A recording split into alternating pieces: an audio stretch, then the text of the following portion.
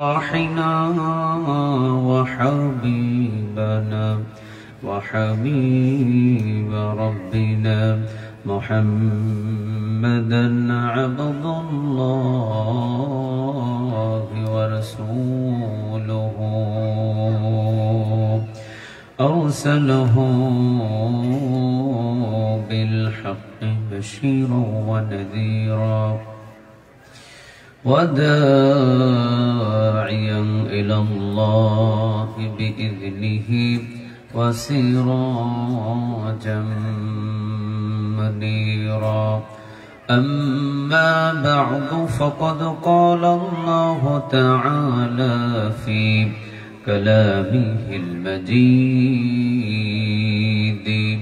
وفي فرقانه الحميد أعوذ بالله من الشيطان الرجيم بسم الله الرحمن الرحيم إن الله وملائكته يصلون على النبي يا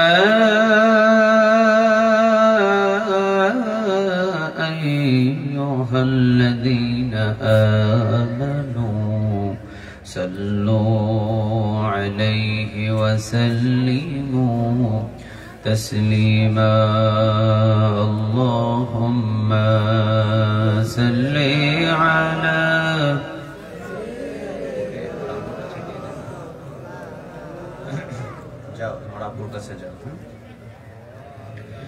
وعلى آل سيدنا اللهم صل على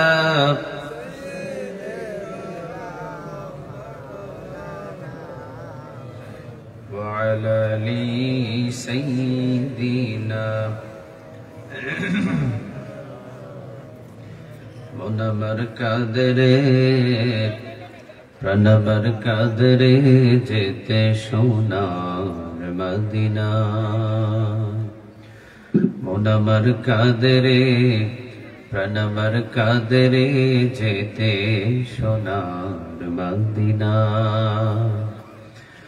যেই মদিনা ধন্য হলো যেই মদিনা ধন্য হলো পেয়ে তোমার ঠিকানা মনমর কাদরে প্রাণমর কাদরে যেতে সোনার মদিনা আল্লাহুম্মা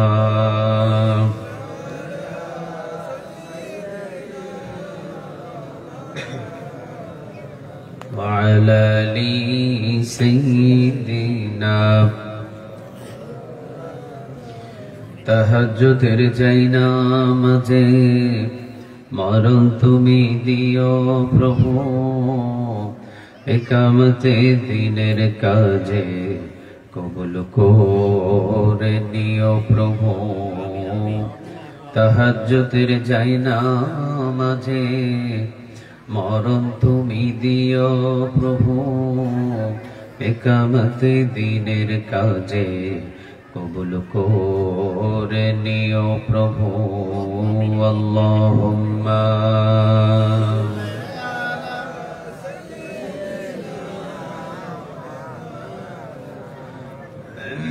ওয়া আলা আলি সাইয়্যিদিনা اللهم صل على محمد قرن اللهم صل على محمد وعلى آل محمد كما صليت على إبراهيم وعلى آل إبراهيم إنك حميد مجيد اللهم بارك على محمد وعلى آل محمد كما باركت على إبراهيم وعلى آل إبراهيم إنك حميد مجيد لا إله إلا الله لا إله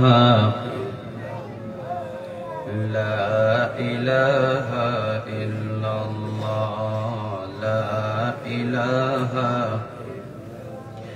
আল্লাহ নামের জিকির করবে যারা আল্লাহর প্রিয় বান্দা তারা আল্লাহর প্রিয় বান্দা যারা জান্নাতে প্রবেশ করবে তারা জোরে লা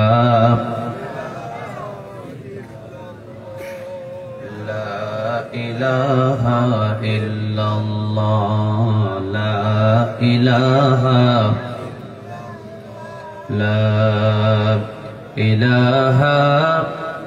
ইল্লাল্লাহ মুহাম্মাদুর রাসূলুল্লাহ সাল্লাল্লাহু আলাইহি ওয়াসাল্লাম। ঝিনাইদহবাসী আপনারা সবাই কেমন আছেন? আলহামদুলিল্লাহ আমি ভালো আছি, কিন্তু আপনাদের আওয়াজে মনে হচ্ছে না সবাই ভালো আছেন। মনে হচ্ছে অনেকে কবরস্থান থেকে উঠে এসেছেন, অথবা মনে হচ্ছে রমজান মাস পালন করে খুব ক্লান্ত হয়ে পড়েছেন। আপনারা সবাই কেমন আছেন?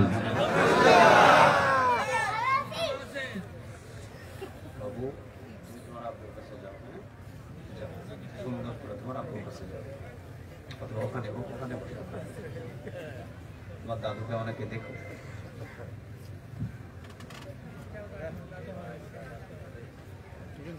যাও ওই যে তোমার আব্বুর কাছে যাও। হ্যাঁ যাও। আপনারা সবাই ভালো আছেন? এই যে ভালো আছেন এটা কে রেখেছেন? আসতে পেরেছেন কে? এনেছেন। কথা বলতে পারছেন, শক্তি দিয়েছেন তিনি কে? সকল নেয়ামতের মালিক কে বলেন তো দেখি? আল্লাহ। সে আল্লাহর প্রতি শুকরিয়া আদায় করে পড়ি আলহামদুলিল্লাহ। পড়ি রব্বানা লাকাল হামদ হামদান কাসীরান তাইয়িবান মুবারাকান ফি। পড়েন আল্লাহু আকবার কাবীরা আলহামদুলিল্লাহি কাসীরা সুবহানাল্লাহি বুকরাতান ওয়া আসীলা সুবহানাল্লাহি وبحمده عدد خلقه ورضا نفسه وزنة عرشه ومداد كلماته. قرن لك الحمد بالقرآن، لك الحمد بالإسلام، لك الحمد بأسمائك هو لك به سميته، لك الحمد يا رب। সবাই একসাথে ইয়া রব কামা ইয়ানবাগি লিজালালি ওয়াজহিক ওয়া আযীমি সুলতানিক। প্রশংসাগুলো করলাম কার?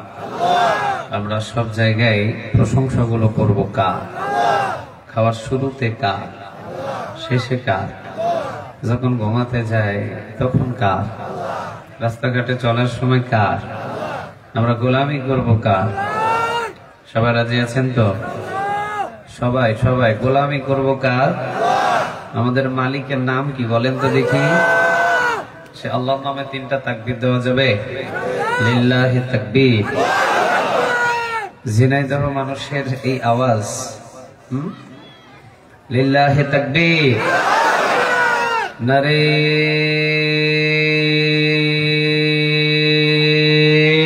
তাকবীর।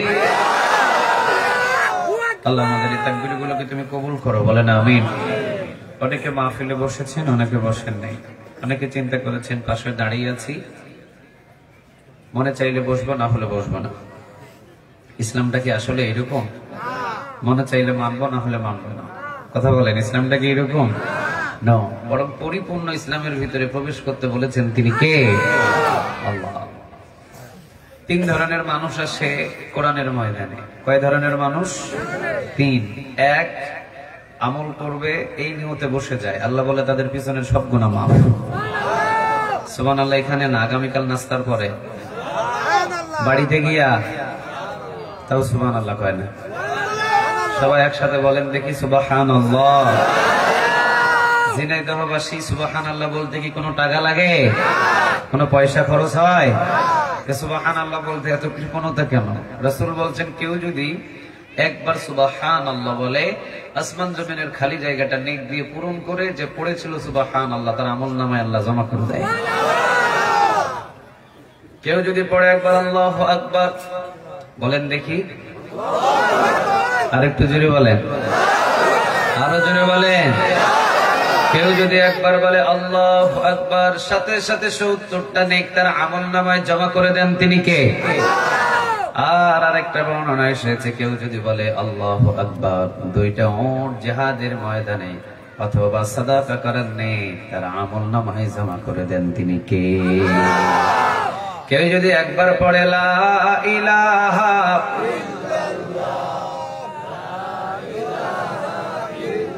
লা ইলাহা ইল্লাল্লাহ মুহাম্মাদুর রাসূলুল্লাহ সাল্লাল্লাহু, আপনি যদি ৭০ বছর, ৮০ বছর, ৯০ বছর আপনি যদি বেঈমানে থাকেন, মানে আপনার ঈমান নাই, আপনি শুধু পড়েছেন লা ইলাহা ইল্লাল্লাহ, ৮০ থেকে ৯০ বছরের পিছনের সব গুনাহরে মাইনাস করে 0 বানায়া দেবে, তিনি কে? ছোট ছোট তাসবিহ গুলো অনেক ছোট কিন্তু পড়তে যত সহজ, কিন্তু আমলনামায় নেক দিয়ে ভারী করে দেয়, তিনি কে? এই জন্য কেউ যদি একবার পড়ে সুবহানাল্লাহ, জোরে বলেন কয়বার? আসমান জমিনের খালি জায়গা নেক দিয়ে পূরণ করে আমলনামায় জমা করে দেয়, তিনি কে? তাহলে কেউ যদি এই নিয়তে কোরআন শোনার জন্য বসে যে আমি শুনে আমল করব, আল্লাহ বলে তোর আগেই গুনাহ মাফ। আবার বলেন সুবহানাল্লাহ। আরেকজন গ্রুপ আসে, বক্তার চেহারা দেখবো, মাহফিলের কি মতো সাজাইছে এটা দেখবো, এরপরে একটু হাঁটাহাঁটি করবো বন্ধু বান্ধবের সাথে, বাদাম টিপবো আর মারবো মুখের ভিতরে, এরপরে বাস শয়তানের সাথে বন্ধু বানায় শয়তানদের নিয়ে বাড়িতে যায়। আল্লাহ বলে কোনো লাভ নাই, বরং এই যে কোরআনের মাহফিলে এসে কোরআনটারে ছোট করছিল, এইটার জন্য কোরআন তোর বিরুদ্ধে একজনের দরবারে নালিশ দিবে। বলেন দরবারটা কার? আল্লাহ। আর আরেকটা গ্রুপ আছে, ও কোরআনের মাহফিলে এসে লবণ চাকুনি চাকে, লবণ চাকুনি। মা বোনেরা তরকারি রান্না করে না? কথা বলেন, তরকারি রান্না করে? মা বোনেরা দেখবেন ডাবুটারে ঢুকাইয়া দিয়ে অল্প করে একটু ঝোল উঠায়া বাম হাতে দিয়া জিবা দিয়ে একটা চাটা দেয়। কি টেস্ট করে? এটাও পায় না। কি টেস্ট করে? লবণ টেস্ট করে। তো লবণ টেস্ট করা কিছু শ্রোতা আছে এখানে, ওরা একটু টেস্ট করে চলে যাবে। আল্লাহ এই দুইটা গ্রুপ থেকে আমাদের হেফাজত করুক। আর একটু জোরে বলেন আমিন। আল্লাহ রাব্বুল আলামিন বলেন কোরআনটা সাধারণ কোনো কিতাব নয়। কোরআনের জন্য যদি কারো জীবনটাও চলে যায়, তাকে শহীদ হিসাবে কবুল করে নেবেন, তিনি কে? এই কিতাবের জন্য যদি জীবন দেন, আপনি বিনা হিসাবে জান্নাতে যাবেন। এটা কি সাধারণ কোনো কিতাব? আমাদের বাংলাদেশের লাইব্রেরি গুলোতে বইয়ের অভাব নাই। কোন কিতাবের জন্য জীবন দিলে কোনদিন জান্নাত পাওয়া যায় না। এক কিতাবের জন্য, এক কোরআনের জন্য যদি জীবন দেন, বিনা হিসাবে জান্নাতে ঢুকাইয়া দিবেন, তিনি কে? আমাদের গ্রন্থটার নাম কি বলেন? আর একটু জুড়ে বলেন। কোরআনুল কারীম, কোরআনুল হাকিম। কোরআন নামটা বললে আমল নামাই 40টা নেক জমা হয়ে যায়। সুবহানাল্লাহ বলবেন না?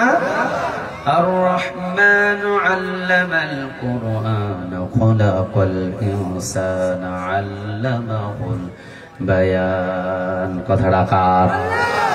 রহমান। এবং আল্লাহ রাব্বুল আলামিন সূরা আর রহমানের ভিতরে কোরআনের নামটা নিয়ে আল্লাহ বলেছেন আর রহমান আল্লামাল কোরআন। তাহলে বোঝা যায় কোরআন নামটা কোরআনের ভিতরেই আছে। 4টা হরফ যদি থাকে কোরআন লিখতে লাগলে, তাহলে 40টা নেক কিতাবের নামটা নিলেই জমা করে দেয়, তিনি কে? এমন একটা গ্রন্থ পেয়েছি যে কোরআনের নাম নিলে আমল নামায় নেক জমা হয়। এমন একটা গ্রন্থ পেয়েছি যে গ্রন্থের সাথে সম্পর্ক করলে সম্মান বেড়ে যায়। সুবহানাল্লাহ বলতে পারলেন না? পৃথিবীর কারোর সাথে যদি সম্পর্ক করেন সম্মান বাড়ে, এমনটা কোনো কথা নাই। সূরা ওয়াকিয়া ৭৭ নম্বর আয়াত বাড়িতে গিয়ে খুলবেন, খুলে তেলাওয়াত করবেন। ইন্নাহু লাকুরআনুন কারীম ফি কিতাবিম মাকনুন লা ইয়ামাসসুহু ইল্লাল মুতাহহারুন। কোরআন হলো সম্মানিত কিতাব। কোরআনের সাথে যদি সম্পর্ক করেন আপনার সম্মান আর মর্যাদা বাড়ায় দিবেন তিনি কে? আতর গায়ে মাখা লাগে না, আতর আলার সাথে ঘুরলেই গা দিয়ে আতরের ঘ্রাণ বাইর হয়। কথা বল না কেন?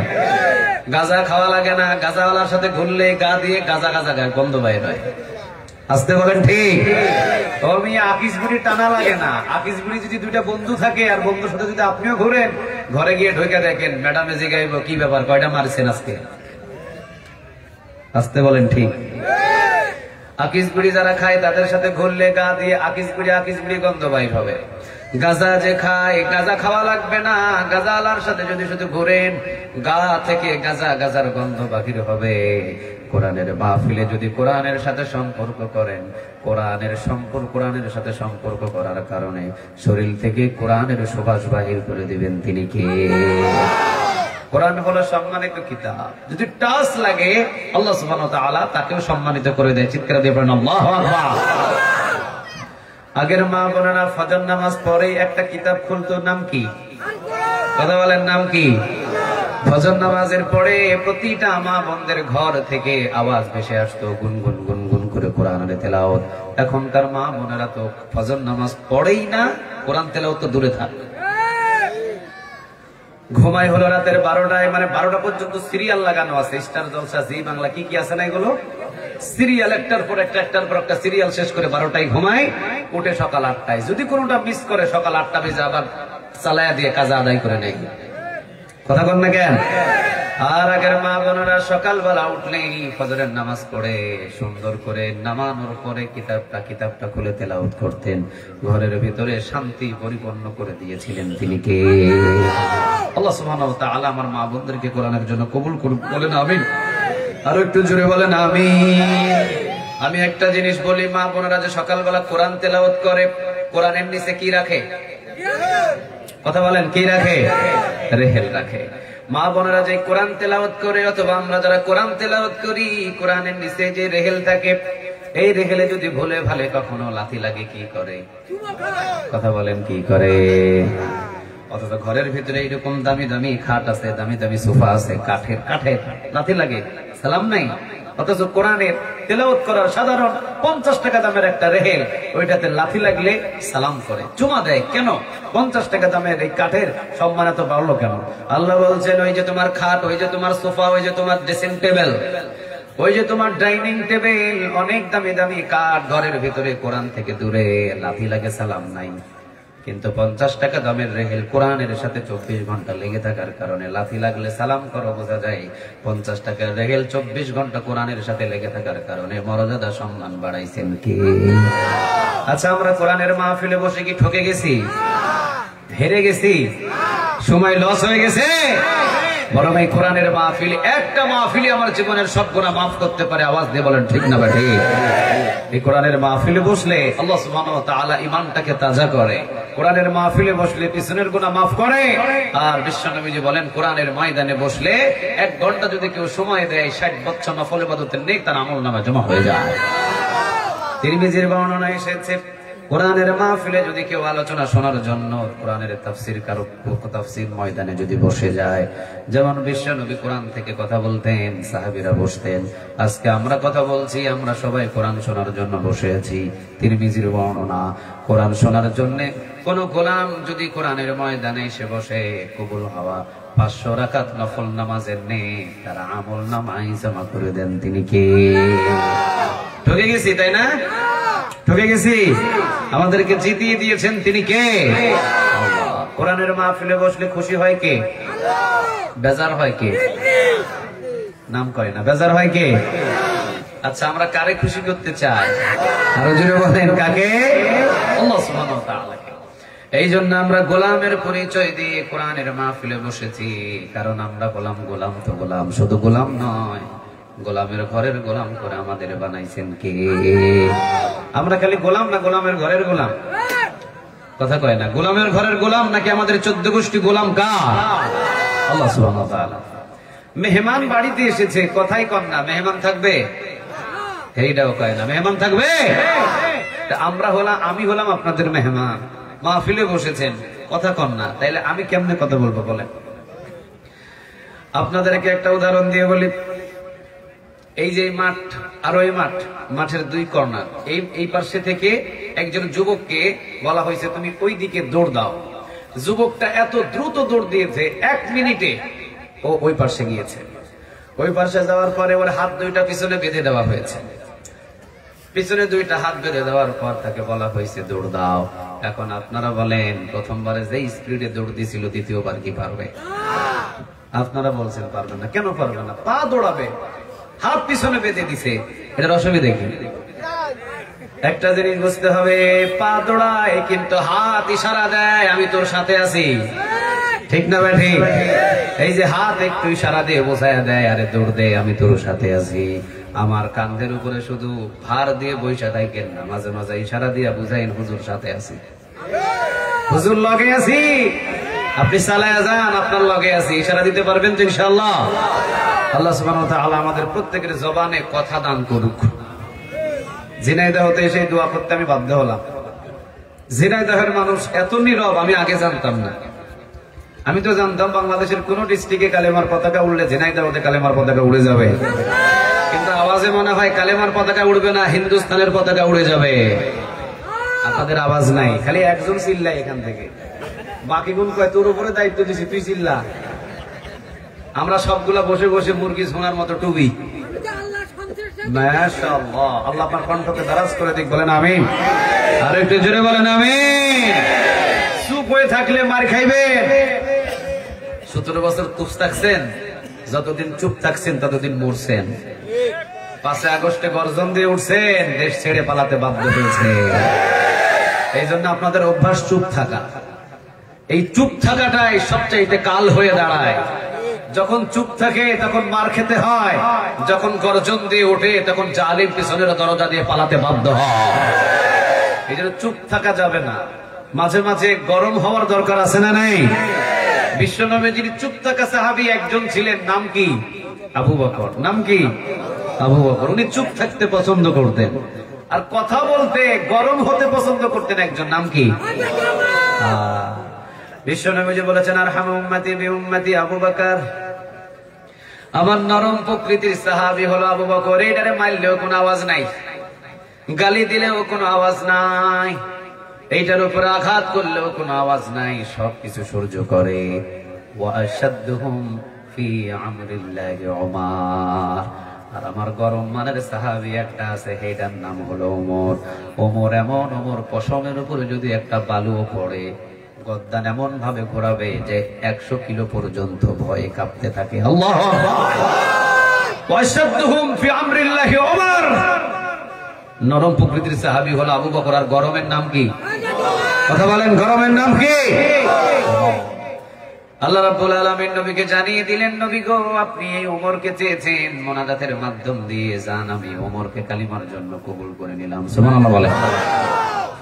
বিশ্বনবীজি বলেছেন ওয়াশাদ্দুকুম ফি আমরিল্লাহি উমর, আমার গরম প্রকৃতির সাহাবী হলেন ওমর। এটা এমন গরম যে রাস্তা দিয়ে যায় শয়তান ভয় যায় না। সুবহানাল্লাহ বললেন না? ও যে রাস্তা দিয়ে যায় শয়তান ভয়ে যায় না, শয়তান সামনে থাকলে অন্য রাস্তা দিয়ে যায়, ওমরের রাস্তা দিয়ে যায় না। বিশ্বনবীজি বললেন ওমর তুমি এমন, ওমর ওয়াশাদ্দুকুম ফি আমরিল্লাহি উমর, তুমি এমন গরম যে তোমার রাস্তা দিয়ে শয়তান পর্যন্ত হাঁটে না। চিৎকার দিয়ে পড়েন আল্লাহু আকবার। আচ্ছা, উম্মতের জন্য নরম দরকার না মাঝে মাঝে গরম দরকার আছে না নাই? আছে, যারা জুড়ে বলেন আছে না নাই?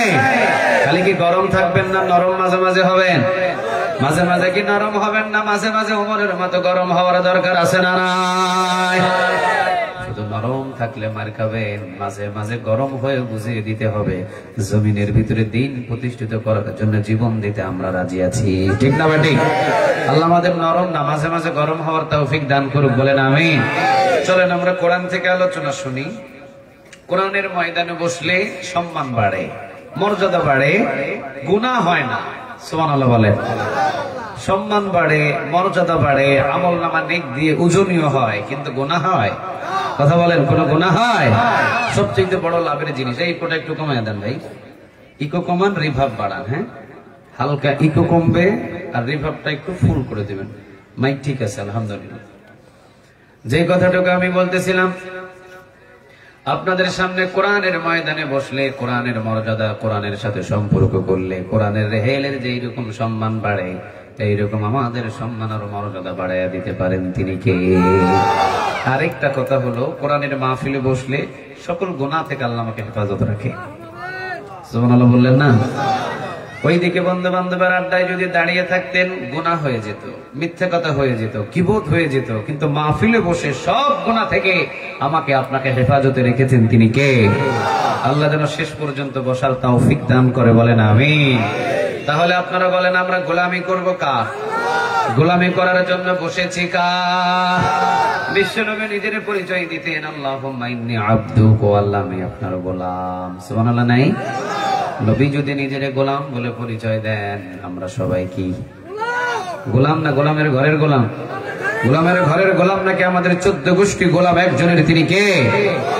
রাসূল পরিচয় দিতেন, আল্লাহুম্মা ইন্নী আবদুক, ও আল্লাহ আমি আপনার গোলাম, ওয়াবনু আবদিক, বান্দার ঘরের গোলাম, ওয়াবনু আমাতিক, বান্দির ঘরের গোলাম, নাসিয়াতি বিয়াদিক, ও আল্লাহ আমি মুহাম্মাদের চুলের মুঠি আল্লাহ আপনার হাতের মুঠোয়। এই মুহাম্মাদকে যেইভাবে ধরবেন, যেইভাবে টানবেন, যেইভাবে বসাবেন, এই মুহাম্মদ 24 ঘন্টা আপনার কাছে নিয়োজিত। সুবহানাল্লাহ বলেন। আর আমরা হইছি দুনিয়ার গোলাম। কিসের গোলাম? কথা বলেন, কিসের গোলাম? উনি চাকরি করে ইসলামী ব্যাংকে, উনি চাকরি করে ডাচ বাংলা ব্যাংকে, উনি চাকরি করে অমুক ব্যাংকে তমুক ব্যাংকে। ও চাকরি নিয়ে 24 ঘন্টা ব্যস্ত, আল্লাহর আর ইবাদত করার কোনো সুযোগ নাই তার কাছে, ঠিক না বেঠি? সিএনজি কিনেছে, সিএনজি ড্রাইভার করে, ও এমন ড্রাইভিং করে যার কাছে নামাজের কোনো সময় নাই। নাই এমন লোক? কথা বলেন নাই? ও দোকান দিয়েছে, দোকানের পিছনে 24 ঘন্টা খাটে, কিন্তু ভুলে গেছে একজন আওয়াজ দিয়ে বলেন তিনি কে? আমরা দুনিয়ার পাগল হব না, আমরা দুনিয়ার গোলামি হব না, আমরা গোলামি হব এক মালিকের, তিনি কে? আল্লাহ তুমি আমাদের সবাইকে কবুল করো। আর একটু জোরে বলেন আমিন। সাহাবীরা দুনিয়ারে ভালোবাসে নাই কোনোদিন, দুনিয়া তুচ্ছ। আরে কিসের এই দুনিয়া? এই দুনিয়া চিরদিনের জন্য আপন কেউ করতে পারে নাই, পারবেও না। চিৎকার দিয়ে বলেন ঠিক না বেঠিক? কেউ পারছে? আপনি পারবেন? আপনার দাদা পারছে? আপনার বাবা পারছে? আপনার মা পারছে? আপনার দাদি পারছে? আমরাও পারবো না। দুনিয়া দুনিয়ার জায়গায় থাকবে, মাঝখান দিয়ে আমাকে বিদায় করে নেবেন তিনি কে? আখিরাত লোভী হন, কোরআন পাগল হন, কোরআনের ময়দানে এসে বসেন। কোরআনের জন্য তাজা যদি জীবন দিতে হয়, কোরআনের জন্য তাজা জীবন বিলিয়ে দেন, হাসতে হাসতে জান্নাতে চলে যাবেন। আর দুনিয়ার জন্য যত কিছু করেন, মরে যাবেন, সবাই দাফন করে চলে আসবে, ওই কুলো শেষ, এই কুলো শেষ, ঠিক না ঠিক? এই জন্য কোরআনের ময়দানে আসেন, কোরআনের ময়দানে বসেন, সুবহানাল্লাহ পড়েন, আলহামদুলিল্লাহ পড়েন, ধৈর্য নিয়ে কোরআনের পক্ষে কাজ করা শুরু করেন, আখিরাতের জিন্দেগি সফল করে দিবেন তিনি কে? বিশ্বনবীর সামনে একজন সাহাবী এসে বসেছে। বিশ্বনবীর সামনে যখন সাহাবী এসে বসলেন, তাকে ডাক দিলেন, সামনে আসো। সামনে আসলেন, নবী বললেন, তোমার নাম কি? অমুক। কোথায় থেকে এসছো? অমুক এলাকা থেকে। লুঙ্গির দিকে তাকায় দেখলেন লুঙ্গি ছিলা, জামার দিকে তাকায় দেখলেন জামা নাই, শুধু আছে একটা কাপড়। এটা নাম কি? লুঙ্গি। লুঙ্গি কি আছে? কথা কি ভিতরে বোঝা যায়? কথা কয় না, কথা ভিতরে বোঝা যায়? কষ্ট হচ্ছে আপনাদের? ক্লিয়ার কথা বুঝতে পারতেছেন?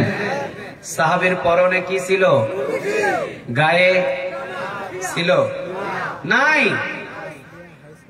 লুঙ্গি ভালো না ছিড়া? বুঝে না নাকি? লুঙ্গি ছিল ছিড়া, গায়ের ভিতরে জামা নাই। বিশ্বনবীজি জিগাইলেন, এই যে গায়ের ভিতরে জামা নাই, তোমার ব্যাপারটা কি? তিনি বললেন, নবী গো, যেদিন আমি কালিমা পড়েছি সেই দিন বাবা আমারে নিষেধ করেছে। আবার যখন বলেছি বাবা কালিমা ছাড়া আমি বাঁচবো না, কালিমার পক্ষে আমি চলবো, কালিমা নিয়ে জীবন যাপন করবো। বাবা পরনের কাপড়টাও তো নিলেন, ছিড়া একটা লুঙ্গি নিয়ে রওনা দিয়েছি নবী, মদিনাতে এসে জীবন যাপন করছি। ঘর নাই, বাড়ি নাই, টাকাও নাই, পয়সাও নাই, ধনী ঘরের ছেলে ছিলাম আমি, কিন্তু সব ধনী, সব বাড়ি গাড়ি টাকা পয়সা সব ছিল, কিন্তু কলিজায় শান্তি ছিল না। কালিমা পড়ার পরে আপনার পিছনে নামাজ পড়ে যে শান্তি পাই, শান্তি পৃথিবীতে কোথাও না। রাসূল খুশি হয়ে গেলেন, খুশি হয়ে সামনে আরো ডেকে নিলেন, একটু খুশবু লাগিয়ে দিলেন। আর বিশ্বনবীজি বললেন, তুমি কি চাও? যা চাইবা আমি তোমাকে তাই দিয়ে দিব, তুমি চাও। আমি নবী, হাত তুলতে দেরি হবে, নবীর হাতটারে কবুল করতে দেরি করবেন না, তিনি কে? মদিনাবাসী এসে একজন নবীর কাছে দাঁড়িয়ে মদিনাবাসী বলছেন, নবী মদিনায় বৃষ্টি হয় না, আপনি একটু দোয়া করেন না যাতে মদিনায় বৃষ্টি হয়। বিশ্বনবী দুই হাত তুলে বললেন, রব্বে কারীম, এই মদিনার ভূমিতে একটু বৃষ্টি দান করো। হাত নামানোর আগে বৃষ্টি শুরু হয়েছে। বৃষ্টি হলো সারাদিন, বৃষ্টি হলো সারা রাত, সারাদিন সারা রাত, সারাদিন সারা রাত। এমন বৃষ্টির বন্যা শুরু হয়ে গেছে যে সাহাবীরা কাজে কর্মে বাহির হতে পারে না। দৌড় দিয়ে এসে নবীর কাছে এসে বলছেন, নবী যা বৃষ্টি দিছে দিছে, আল্লাহ রাসূল আপনি একটু বন্ধ করার দোয়া করেন। আর বৃষ্টি সহ্য হয় না। নবী এবার দুই হাত তুলে বলে, রব্বে কারীম, মদিনার ভূমিতে আর বৃষ্টির আপাতত প্রয়োজন নাই, বৃষ্টিটারে বন্ধ করেন। বৃষ্টি বন্ধ হলো। আল্লাহ রাব্বুল আলামিন বললেন, নবী আপনি বলেছিলেন বৃষ্টি দেওয়ার জন্য, আপনি যদি বন্ধ করতে না বলতেন কিয়ামত পর্যন্ত এটা রানিং থাকতো। সুবহানাল্লাহ। বাড়িতে গিয়ে বললেন। এবার বলেন, নবী হাতের দোয়া জমিনে বলে নবী, কিন্তু নবী হাত নামানোর আগে কবুল করে নেন তিনি কে? বিশ্ব নবীজি বললেন, তুমি আমার কাছে চাও, কি চাও? উট, দুম্বা, খেজুর বাগান, কি চাও তুমি? সম্পত্তি, বাড়ি গাড়ি, ওই উহুদ পাহাড়, যা চাইবা স্বর্ণ আমি দিয়ে দিব, তুমি শুধু আমাকে বলবা, আমি দোয়া করে দিব, আল্লাহ সুবহানাহু ওয়া তাআলা দোয়া কবুল করে তোমাকে দিয়ে দিবে। চিৎকার দিয়ে পড়েন আল্লাহু আকবার। এবার সাহাবী বলছেন, নবী আমাকে কি চাইতেই হবে? নবী বললেন, হ্যাঁ চাইতে হবে না, চাইলে যাইতে দিব না, চাও। এবার সাহাবী বললেন, নবী গো আজকে যদি হুট করে চেয়ে ফেলি তাহলে আমি ঠকে যাব, যাতে ভালো জিনিস চাইতে পারি বোঝা শোনা পরামর্শের জন্য 3টা দিন সময় দেন। সুবহানাল্লাহ বলেন। 3 দিন সময় নিয়ে এরপরে সুন্দর করে এমন জিনিস চাইবো, এমন জিনিস চাইবো যে আমি জিতে যাব। 3 দিন সময় দেন। চলে গেলেন সাহাবী। 3 দিন পরে সাহাবী আবার আসলেন। বিশ্বনবী প্রতি ওয়াক্ত নামাজে আসেন। 3 দিন পরে নবী তাকে ডাক দিয়ে বলেন, কই চাইলে না তো তুমি, চাও না কেন? সাহাবী এসে সামনে বসে বলছেন, নবী গো চাইতেই হবে। সাহাবী বললেন, হ্যাঁ নবী চাইতেই হবে, হ্যাঁ তোমাকে চাইতেই হবে। এবার সাহাবী বলছেন, নবী আমার জন্য দোয়া করেন, দুনিয়ার কোন সম্পদ আমি চাই না, আমি যেন আপনার সাথে এক জান্নাতে থাকতে পারি। ও ঝিনাইদহের মানুষ, আপনারা বলেন, বাংলাদেশের প্রধানমন্ত্রী যদি 5 আগস্টের আগে যদি আপনাকে একটা খামের ভিতরে চিঠি ঢোকাইয়া যদি বলতেন বঙ্গভবনে দাওয়াত, হ্যাঁ ঝাঁপ দিয়ে চলে যাইতেন, এরপরে যদি 1 সপ্তাহ আগে গিয়ে ওখানে সিরিয়াল নিত, তাই না? হ্যাঁ ঠিক বলছেন আপনি, একদম 1 সপ্তাহ আগে থেকে রেডি হয়ে থাকতো, আর এলাকায় প্রচার করে দিত, প্রধানমন্ত্রী আমারে দাওয়াত দিয়েছে। আমি কি যেমন তেমন মানুষ, তুই আমারে চিনস? একটা কিছু হয়ে গেছে আর কি। সে 1 সপ্তাহ আগে ঢাকা শহরে গিয়ে প্রস্তুত হয়ে রাস্তায় দাঁড়িয়ে থাকতো। টাইম যখন হতো ভিতরে ঢুকতো, প্রধানমন্ত্রী যদি বলতেন আপনি আমারে খাম দিয়ে, আপনাকে আমি খাম দিয়ে ডাকাইছি, আপনি যা চাইবেন তাই পাবেন, উনি বলতো পুরা ঝিনাইদহের মানুষকে বাহির করে পুরা ঝিনাইদহ আমারে দিয়ে দেন। এই চাহিদা গুলো আমাদের ভিতরে, কথা বলেন না কেন? ঝিনাইদহতে কোনো মানুষ থাকতে পারবে না, সবগুলারে বাহির করে দেন, অথবা সবগুলারে পদ্মা নদীতে চুবাইয়া শেষ করে দেন, পুরো ঝিনাইদহ আমারে দিয়ে দেন। এটা হলো আমাদের চাহিদা।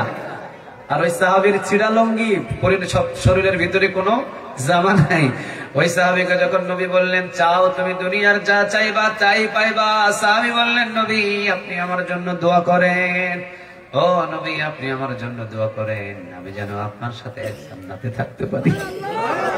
বিশ্বনবীজি বললেন, বেশি বেশি নামাজে দাঁড়াও, আমার সাথে তোমাকে আল্লাহ জান্নাতে কবুল করে নেবে। সুবহানাল্লাহ বলেন। কারে বলে দুনিয়া? ওমর রাদিয়াল্লাহু তাআলা আনহু রাষ্ট্র পরিচালনা করছেন, রাষ্ট্র পরিচালনা করছেন। একজন সাহাবী হযরত সাঈদ ইবনে আমির আল-জুমাহি রাদিয়াল্লাহু তাআলা আনহু, উনি মসজিদের কর্নারে বসে ওমর রাদিয়াল্লাহু তাআলা আনহুকে আঙ্গুল দিয়ে বলতেছে, ওমর রাষ্ট্র সাবধানে চালাও। ওমর মনে কইরো না যে রাষ্ট্র চালানোটাই শেষ, কিভাবে চালাও এই রাষ্ট্র, এটার হিসাব নেওয়ার জন্য বসে আছেন একজন, তিনি কে? এই চিন্তা, এই ভাবনা যদি বাংলাদেশের প্রতিটা পার্লামেন্ট মেম্বারদের থাকতো, আজকে রাতের অন্ধকারের পিছনের দরজা দিয়ে চোরের মতো পালাতে হতো না। ওরা বিচার যে দিতে হবে এটা জানতোই না। ওরা মনে করতো বিচার আবার কিসের? আমরাই তো মানুষের বিচার করি। হেরে ধরি ফাঁসি দিই, ওরে ধরি 13 বছর জেলখানায় রাখি, ওরে ধরি এই করি, বউ নিয়ে রিসোর্টে গেলে ওরে মামলা দিয়া, বাস অপমান অপদস্থ করে। আমরাই তো বিচার করি, আমাদের বিচার আবার কি করবে? যেটা ফেরাউন বলেছিল, নমরুদ বলেছিল, আবু জেহেল, আবু লাহাব, উতবা, শাইবা, মুগীরা, আল্লাহ বলছেন জমিনের ভিতরে যারা বিচারটাকে অপমান করে, জমিনের ভিতরে যারা আমি আল্লাহর বিচারকে অপমান করে, জমিনের সবচাইতে ছোট আযাব থেকে তাদেরকে ধ্বংস করে দেন তিনি কে?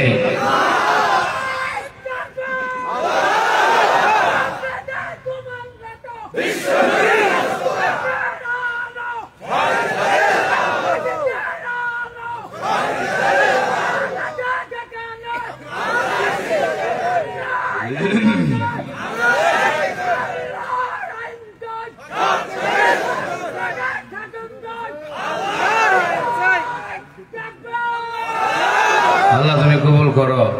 আরো একটু জোরে বলেন আমিন। তারা মনে করতো বিচার কিসের? বিচার কি করবে? আমরাই তো বিচার করার জন্য 18 কোটি মানুষের বসে আছি। আল্লাহ বলে ধরি না, কিন্তু যেদিন ধরবো 18 রকমের খাবার রান্না করবে, খাওয়ার সুযোগ দিব না। না খেয়ে চুরের মতো পিছনের দরজা দিয়ে পালাতে হবে। এই সিদ্ধান্তগুলো ছিল কার? কষ্ট পাইতেছেন আপনারা, তাই না? এই সিদ্ধান্তগুলো কার? আল্লাহ বলে জমিনে যত বড় জালিম জন্ম নেয় তত ছোট আযাব দিয়ে ওই জালিমরে ধ্বংস করেন তিনি কে? ফেরাউন জালিমটা ছিল ছোট না বড়? আপনাদের এলাকায় পানিতে ডুবে মারা যায় ছোট মানুষ না বড় মানুষ? এই ফেরাউন ডারে ছোট বাচ্চার মতো পানিতে ডুবে মারলেন কে? নমরুদ ছোট না বড়? এই জালিমটা ছোট না বড়? এর নাকের ভিতরে মশা ঢোকাইয়া ছোট আযাব দিয়ে ধ্বংস করে দিলেন তিনি কে? এবার বলেন আব্রাহাম এসেছিলেন আল্লাহর ঘর ভাঙার জন্য, পাখি ছোট ছোট পাখি দ্বারা আব্রাহামরে ধ্বংস করে দিলেন তিনি কে? আবু জেহেল, বুখারীতে এসেছে মাআজ আর মুআজ রাদিয়াল্লাহু তাআলা আনহুমা, দুইজন ছোট ছোট ভাই এই আবু জেহেলকে ধ্বংস করেছে। এত বড় একজন জালিমকে ছোট ছোট বাচ্চার মাধ্যম দিয়ে ধ্বংস করালেন তিনি কে? আচ্ছা বলেন, ওই আল্লাহ এখনো আছে না নাই? কেউ যদি বলে বিচার কিসের? বিচার তো আমাদের কেউ করবে না, আমরাই তো 18 কোটি মানুষের বিচার করি। কথাটা কি ভুল না সঠিক? কথা বলেন, কথাটা কি ভুল না সঠিক? ও মিয়া, আল্লাহ ধরে না ধরে না ধরে না, কিন্তু যেদিন ধরে সেদিন পালানোর ইন্দ্রের গস্ত পৃথিবীর কেউ খুঁজে পাবে। আল্লাহ বলছেন মালিক ইয়াউমিদ্দিন, বিচার দিনের মালিক একজন তিনি কে? আলহামদুলিল্লাহি রাব্বিল আলামিন আর-রাহমানির রাহিম মালিক ইয়াউমিদ্দিন। আল্লাহ রাব্বুল আলামিন বলছেন মালিক ইয়াউমিদ্দিন। পেট্রোল পাম্প বলেন আর ডোনাল্ড ট্রাম্প বলেন, ওর বিচার করার মালিক আমি আল্লাহ। মোদি বলেন আর যাই বলেন, ওর বিচারকের মালিক ও একজন আছেন তিনি কে? 17 বছর না, যদি 41 সাল পর্যন্ত থাকতেন, ওনার বিচার করার জন্য আরেকজন বসে আছেন তিনি কে? আমরা কার গোলাম? আরো জোরে বলতে হবে কার? আল্লাহ। আমরা যে কোনো কাজ করি আগে চিন্তা করি আমার তো বিচার হবে, ঠিক না ভাই? ঠিক। আমরা হিসাব করে কাজ করি, আমরা হিসাব করে কাজ করি।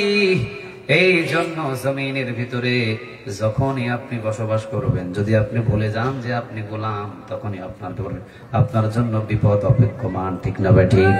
ফেরাউন ভুলে গেছিল গোলাম, ও হতে চাইছিল মালিক। কথা কন না কেন? নমরুদ হতে চাইছিল মালিক। আবু জেহেল, আবু লাহাব, উতবা, শাইবা, মুগীরা একজন জমিনে মালিক হতে চেয়েছিল, কিন্তু মালিক তো সবাই হতে পারে না। মালিক কয়জন? আরো জোরে বলেন কয়জন? নাম কি বলেন তো দেখি?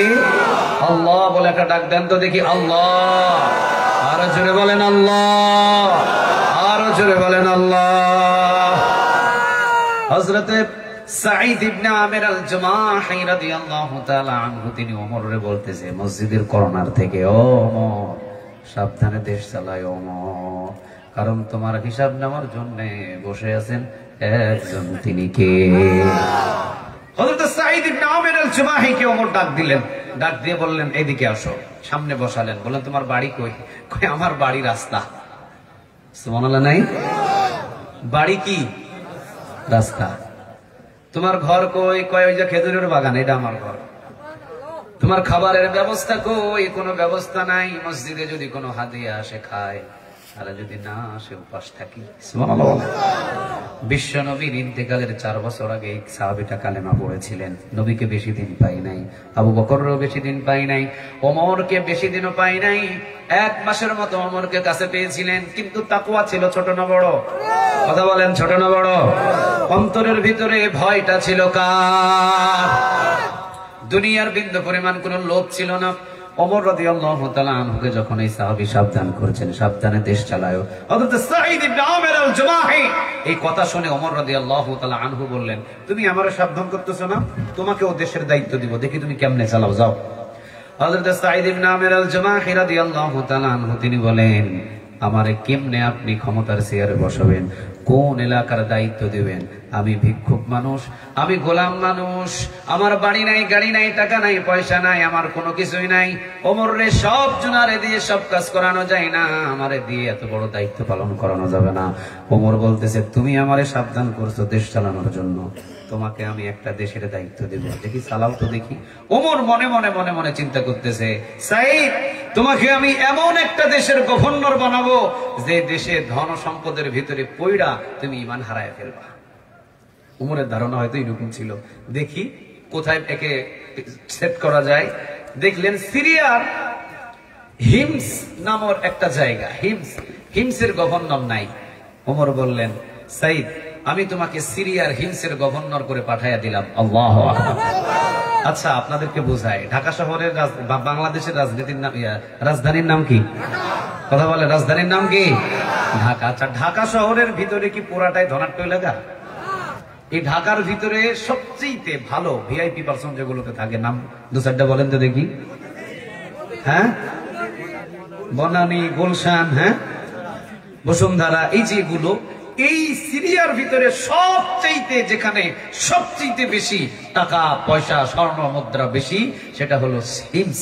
এই হিমসের গভর্নর করে হযরত ওমর এই হযরত সাঈদ ইবনে আমির আল-জুমাহিকে পাঠাইয়া দিছে যে সাঈদ যাও, এবার ওখানে গেলেই তুমি ঈমান হারায়া ফেলবা, ওখানে গেলেই দেখবা সম্পদের বাহাদুর, সম্পদের কাছে যখন পড়বা তখন সম্পদ দেখলে মরা মানুষও হাত বাড়ায়। কথা বলেন না কেন?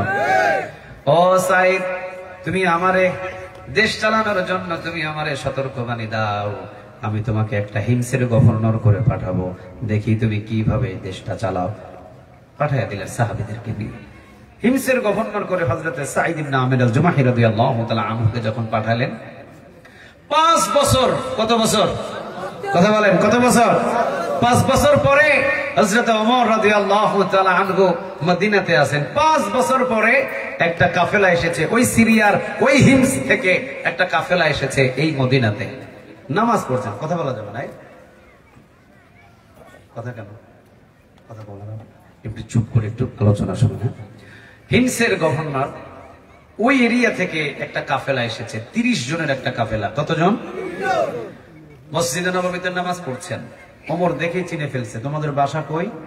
আমাদের বাসা সিরিয়াতে। সিরিয়ার কই? হিমসে। হিমসে, ঠিক আছে আসো, তোমাদের সাথে আমার কাজ আছে। 5 বছর পরে দস্তরখানায় ওমর রাদিয়াল্লাহু তাআলা আনহু বিছিয়ে বললেন, 30 জন আজকে তোমরা আমার দস্তরখানার মেহমান। সুবহানাল্লাহ নাই?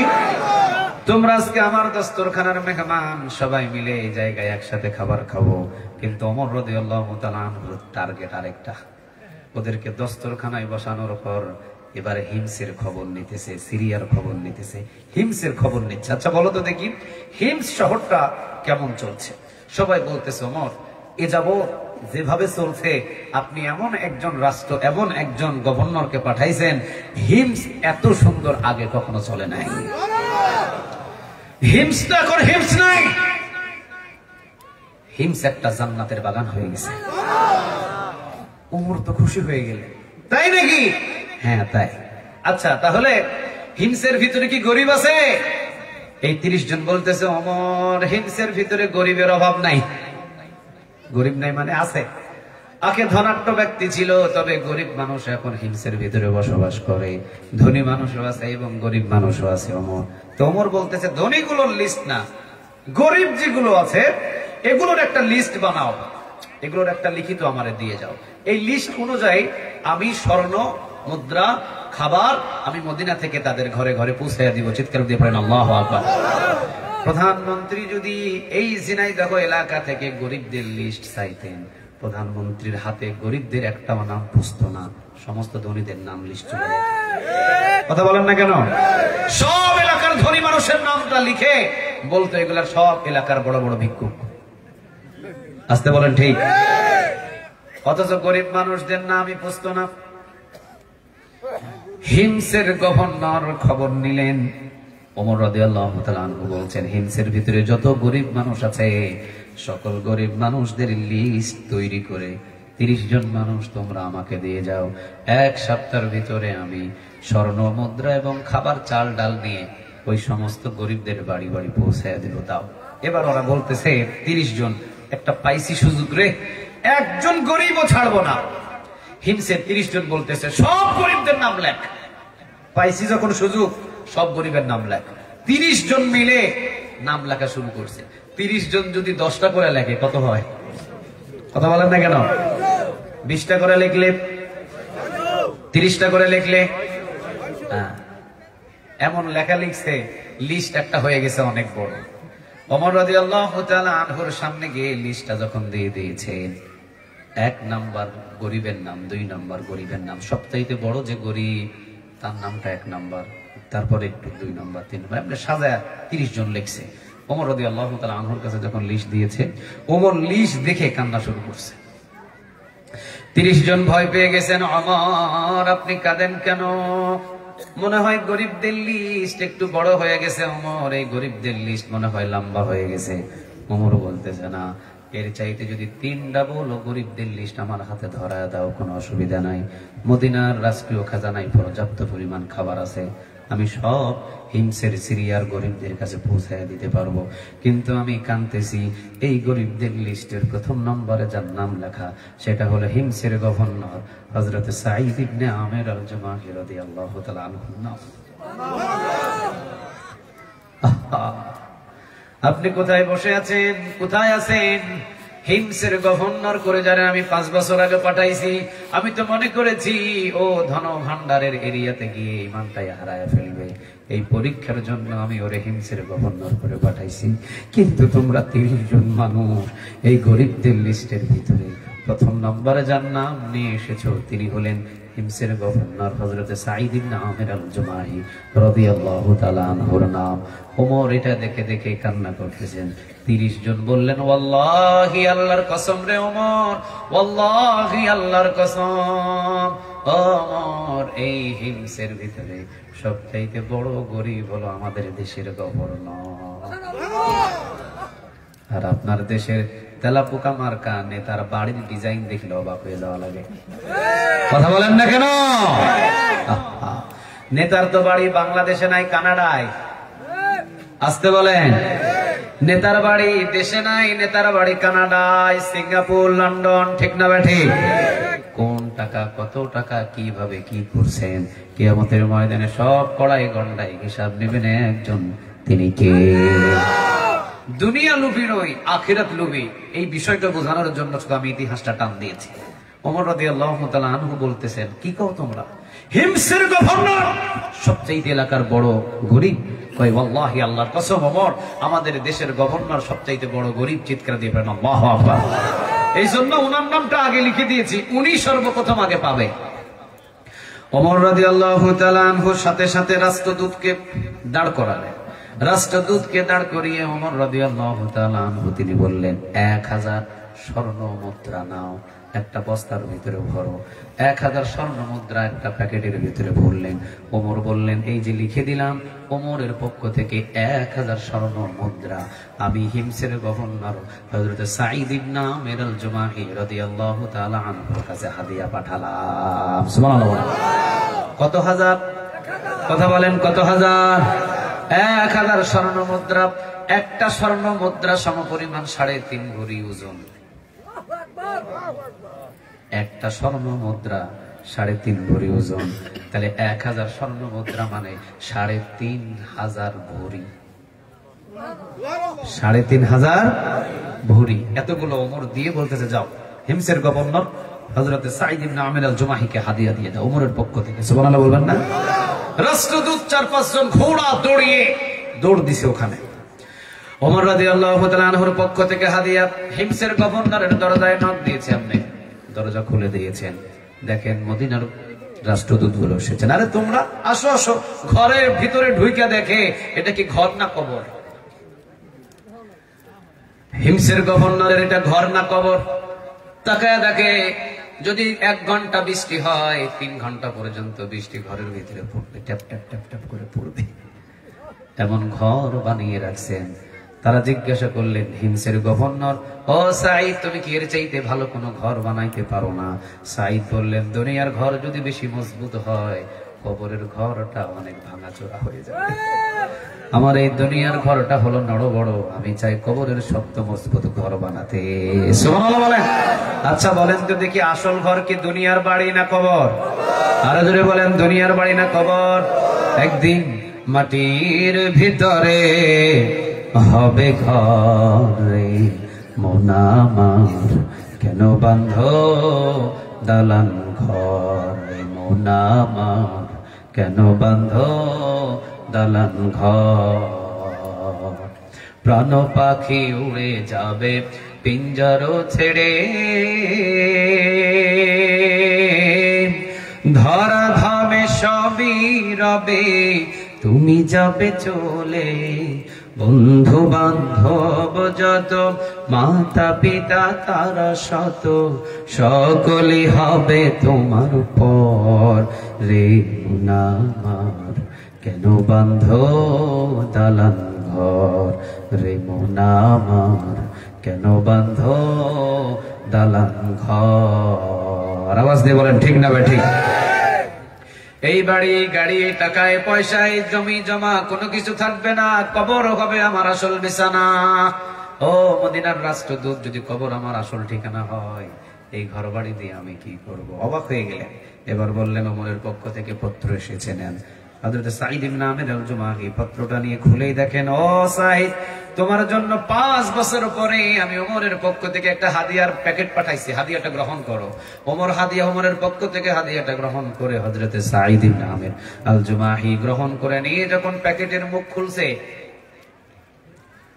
1000 স্বর্ণ মুদ্রা দেখে ইন্না লিল্লাহ পড়ে পিছনের দিকে পড়ে গেছে। আপনারা বলেন, আমরা দেখলে কি ইন্না লিল্লাহ পড়তাম না আলহামদুলিল্লাহ? কি পড়তেন? না না, সবগুলো আল্লাহর ওলি বসে আছে, তো সবগুলো আল্লাহর ওলি বসে আছে। একটা মানুষ রাস্তা দিয়ে হাঁটে, এ রাস্তা পর্যন্ত বন্ধ করে দেয়, এমন মানুষ এলাকায় আছে না নাই? জমিনের আইল প্রতি বছরে 3 ইঞ্চি করে ঠেলে। আসতে বলেন ঠিক? অন্যের জমির দিকে 3 ইঞ্চি করে প্রতি বছর ঠেলে। 50 বছরে 3 ইঞ্চি করে যোগ দেন না, 2 কাটা এমনি লই লিছে। আর আপনারা সবাই বসে আছেন। হযরত সাঈদ ইবনে আমির আল জুমাহি রাদিয়াল্লাহু তাআলা আনহু কোন শব্দটা মুখ দিয়ে বাহির করলেন? সবাই বলেন কোনটা? ইন্না লিল্লাহ বলে পিছনের দিকে পড়ে গেছে। এখন রাষ্ট্রদূত বলতেছেন, ও সাঈদ, চিঠিতে কি লেখা আছে? ওমর কি ইন্তেকাল করছে? কয় না। কোন সাহাবীরা কি ইন্তেকাল করছে? কয় না। তাহলে ইন্না লিল্লাহ পড়লেন কেন? সাঈদ বললেন, আমি ইচ্ছা করলে পড়তে পারতাম আলহামদুলিল্লাহ, কিন্তু আমি তো আলহামদুলিল্লাহ পড়তে পারছি না, কারণ ওমর তো আমার ঘরে দুনিয়া ঢুকাইয়া দিছে। দুনিয়া যত অ্যাকাউন্টে টাকা আছে সব হলো দুনিয়া, যত সম্পদ আছে সব হলো দুনিয়া। মরে গেলে সব খালি রেখে খালি হাতে নিয়ে যাবেন একজন, তিনি কে? ও রাষ্ট্রদূত, বসো তোমরা এখানে, বসো বসো। বিবিকে পর্দার আড়াল থেকে ডাক দিয়েছে, ডাক দিয়ে বলতেছে, বিবি, 1000 স্বর্ণ মুদ্রা আমার ঘরে হাদিয়া এসেছে। এই রাষ্ট্রদূত বসে থাকা অবস্থায় 1000 স্বর্ণ মুদ্রা এই সিরিয়ার সমস্ত এতিমদের মাঝখানে বিলিয়ে দাও। সুবহানাল্লাহ। বাড়িতে গিয়ে বললেন, সমস্ত রাষ্ট্রদূত হযরত সাঈদ সবগুলো বিবির মাধ্যমে বিলিয়ে দিলেন। বিবি যতক্ষণ পর্যন্ত না এসেছেন বিলিয়ে, ততক্ষণ পর্যন্ত রাষ্ট্রদূতদেরকে ঘরের ভিতরে রেখে দিয়েছেন। বিবি যখন সবগুলো বিলিয়ে দিয়ে ঘরের ভিতরে ঢুকেছেন, রাষ্ট্রদূতদেরকে হযরত সাঈদ বললেন, দ্বিতীয়বারের মতো ওমর যেন আমার ঘরে দুনিয়া কোনো হাদিয়া না পাঠায়। চলে গেছে। রাষ্ট্রদূত গিয়ে কেঁদে কেঁদে বলতেছে, ওমর, কারে পাঠাইছো হিমসে? পরীক্ষা নেওয়ার জন্য পাঠাইছো? ও তো এখন আল্লাহর ওলিতে রূপান্তরিত হয়ে গেছে। জিয়ে দেখো। ওমর বলতেছে কি কও? 1000 স্বর্ণ মুদ্রা দিলাম। ওমর বলতেছে 1000 স্বর্ণ মুদ্রা নাই নাই? কই নাই নাই মানে উপস্থিত আমাদেরকে বসায় রেখে এতিমদের মাঝে যতক্ষণ বিলানো শেষ না হয়েছে ততক্ষণ আমাদের ছাড়ে নাই। দুনিয়া লোভী ছিল? কথা বলেন, দুনিয়া লোভী ছিল? ওরা দুনিয়াতে থাকতে আল্লাহর জান্নাতের সুসংবাদ পেয়ে গেছে। সুবহানাল্লাহ বলতে পারবেন না? একটু আওয়াজ দিয়ে বলেন আল্লাহু আকবার। হযরত সাঈদ ইবনে আমির আল-জুমাহি রাদিয়াল্লাহু তাআলা আনহুকে দেখার জন্য ওমর রাদিয়াল্লাহু তাআলা আনহু বললেন, সিরিয়াতে খবর দিয়ে দাও মদিনা থেকে, মদিনা রাষ্ট্র মদিনা থেকে আসতেছেন ওমর, 12,500 বর্গ মাইলের প্রেসিডেন্ট, দুনিয়াতে থাকতে যিনি জান্নাতুল ফেরদাউসের মালিক। আচ্ছা বলেন তো দেখি, ওমর যদি আমাদের বাংলাদেশে আসতো জায়গা দেওয়া যেত? কথা কয় না, জায়গা দেওয়া যেত না? আপনাদের আওয়াজে মনে হয় আপনারা যাইতেন না। মমতাজ আসলে ঠিকই যাইতেন। এটার পাগল বোঝা যাইতেছে আওয়াজে। ওমর রাদিয়াল্লাহু তাআলা আনহু যদি বাংলাদেশে আসতেন জায়গা দেওয়া যেত? আরো জোরে বলেন, জায়গা দেওয়া যেত? ওমর রাদিয়াল্লাহু তাআলা আনহু সিরিয়াতে যেতে চাইলেন, যাও আমি সিরিয়াতে যাব, এই হিমসের গভর্নরকে আমি নিজে চোখে দেখব এবং এলাকার মানুষের কাছ থেকে আমি একটু পরীক্ষা নিব। যাও, রওনা দিলেন। 7 দিন পরে অথবা 5 দিন পরে ওমর পৌঁছে গেলেন সিরিয়ায়। লক্ষ লক্ষ হাজার হাজার মানুষ ওমরের দেখার জন্য ব্যস্ত হয়ে বসে আছে আপনাদের মতো। স্টেজের উপরে ওমর বসা আর হিমসের গভর্নর বসা। ওমর রাদিয়াল্লাহু তাআলা আনহু বলতেছে, আচ্ছা জনগণ শোনো, তোমাদের সামনে একটা খুতবা দিই আমি। এই যে 5 বছর আগে হিমসের গভর্নর করে পাঠাইছিলাম রাসূলের সাহাবী হযরত সাঈদ ইবনে আমির আল-জুমাহি, আচ্ছা বলো তো দেখি, এই সিরিয়ার সকল হিমসের মানুষ তোমাদের কি গভর্নরের বিরুদ্ধে কোনো অভিযোগ আছে? একজন দাঁড়ায় গেছে। কয়জন? কথা বলেন, কয়জন? একজন দাঁড়ায় গেছে। কয় ওমর আমার অভিযোগ আছে, আমার অভিযোগ আছে। ওরে দেখা আরো 2 জন দাঁড়াইছে। কয় আমাদের 3 জনের অভিযোগ আছে। আচ্ছা বলেন তো দেখি, প্রধানমন্ত্রী যদি আপনাদের এলাকায় আসে, এলাকার নাম কি? চান্দুয়ালি। প্রধানমন্ত্রী আসতেছে চান্দুয়ালিতে, সকল মানুষদেরকে দাওয়াত দিছে, আর উনি বলতেছে এলাকার সমস্ত আমার পার্টির নেতাদের আমি একটু পরীক্ষা করব। সব মানুষ আপনারা আসছেন। এখন উনি স্টেজে ওনার কর্মীদেরকে নিয়ে বসে উনি বলতেছে, আচ্ছা বলো তো দেখি আমার কর্মীরা কি তোমাদের সাথে কি ভালো ব্যবহার করে? যদি কোনো অভিযোগ থাকে দাঁড়াও। একজন দাঁড়ায় গেছে, সাহস করে দাঁড়াইছে, কিন্তু সকাল পর্যন্ত দাঁড়ায় থাকতে পারবে, রাতের বেলা হুতালাই মাশাআল্লাহ কি হয়ে যাবে? ভালো বুঝছে, দাঁড়ায় থাকার সুযোগ নেই, হুতালাইব অথবা গুম করে ফেলবে। আচ্ছা বলেন তো দেখি, সিরিয়ার সকল মানুষগুলো এসে উপস্থিত হয়েছে। হিমসের গভর্নর ওনার বিরুদ্ধে নালিশ দিচ্ছেন একজন তরকারি বিক্রয় করে, তরকারি বিক্রয় করে এমন একজন গরিব মানুষ দাঁড়ায় গেছে, বলতেছে আমার একটা অভিযোগ আছে। ওনার সাথে আরো 3 জন। 3 জনের অভিযোগ কয়টা? 3 জনের অভিযোগ একটাই। তাহলে একজন বলো, দাঁড়াও। একজন দাঁড়িয়ে ওমর বলতেছে কি অভিযোগ? এবার বলতেছেন ওমর আমাদের অভিযোগ হলো 30 দিনই আমাদের হিমসের গভর্নর অফিসে আসার কথা, কিন্তু 30 দিনের ভিতরে একদিন শুধুমাত্র আমাদের গভর্নর আসে না, কিন্তু 29 দিন আমাদের এই অফিসে গভর্নরকে পাওয়া যায়, কিন্তু একদিন আমাদের এই গভর্নর আমাদের অফিসে আসে না। কি জন্য যে আসে না এইটা আমরা একটু জানতে চাই। ওমর রাদিয়াল্লাহু তাআলা আনহু বললেন, কি ব্যাপার সাইদ? 30 দিনের ভিতরে তুমি রাষ্ট্রীয় ভাবে তো ছুটিও আছে 4 থেকে 5 দিন, 3 দিন 4 দিন তুমি ছুটি কাটাও না, ভালো কথা, 30 দিনই আসার কথা, কিন্তু একদিন যে তুমি আসো না, এটা কি জন্য আসো না তুমি কি বলতে পারবা? সাইদ চোখের পানি নিয়ে দাঁড়িয়ে বললেন, ওমর বলতে চাই না পৃথিবীর কোন মানুষের সামনে, আমি আমার ভিতরের সকল কথাগুলো আমি ভিতরে জমা রাখি, আর সব কথাগুলো একজন আমার আপন মালিক আছেন, তিনি কে? আমি ওই মালিকের কাছে সমস্ত কথাগুলো শেয়ার করি। আমি বলতে চাই নাই ওমর যত মানুষের অভিযোগ, এই জন্য আপনার সামনে আমাকে বলতে হচ্ছে। ওমর রে, এই যে তাকিয়ে দেখেন আমার পরনের ভিতরে একটা জামা, আর এই যে দেখেন নিচে আমার একটা লুঙ্গি, এই যে একটা জামা একটা লুঙ্গি, এই একটা জামা একটা লুঙ্গি ছাড়া আমার কোনো আর কাপড় নাই। ওমর 30 দিন 29 দিন আমি অফিসে আসি, 29 দিন আমি এই জামা এই লুঙ্গি গুলো তেমন ধুইতে পারি না রে ওমর, ধোয়ার সুযোগ আমার হয় না। একটা দিন আমি যখন জামাটা ধুই, জামাটা শুকাইতে দিই, লুঙ্গিটা পরে অপেক্ষা করি জামা শুকানো পর্যন্ত। জামাটা যখন শুকায়া যায়, জামাটারে লুঙ্গি বানায়া পরে লুঙ্গিটা আবার ধুয়ে দিই, আবার যখন রোদের ভিতরে শুকায়, এই দুই জামা ধুয়ে শুকাইতে আমার দেরি হয়ে যায়। এই জন্য একটা দিন আমি জামা শুকানোর জন্য কাজা করে ফেলি। আচ্ছা বলেন তো দেখি, এমন রাষ্ট্রদূত আছে এলাকায়? কথা বলেন, এমন ক্ষমতাবান কোন নেতা আছে এলাকায়? কথা বলেন, আমাদের কি এরকম পরিস্থিতি আছে? কথা বলেন, আছে? আছে? নাই, নাই। ওমর 30 দিন আসলাম, 30 দিন। একদিন শুধু আসতে পারি না, কারণ একটা কাপড় আমাকে, এই কাপড়গুলো একটার পর একটা ধুয়ে শুকাতে দেরি হয়ে যায়, এই জন্য একটা দিন আমি আসতে পারি না। ওমরের তো চোখের পানি পড়ে, ওমর কাঁদছেন। ওমর বলতেছেন, আর কারো আছে হিমসের ভিতরে কোন জনগণের আর কারো অভিযোগ আছে? একজন দাঁড়াইছে, একজন দাঁড়িয়ে বলছেন, ওমর আমার একটা অভিযোগ, ওমর আমার এই অভিযোগটা শুনতেই হবে।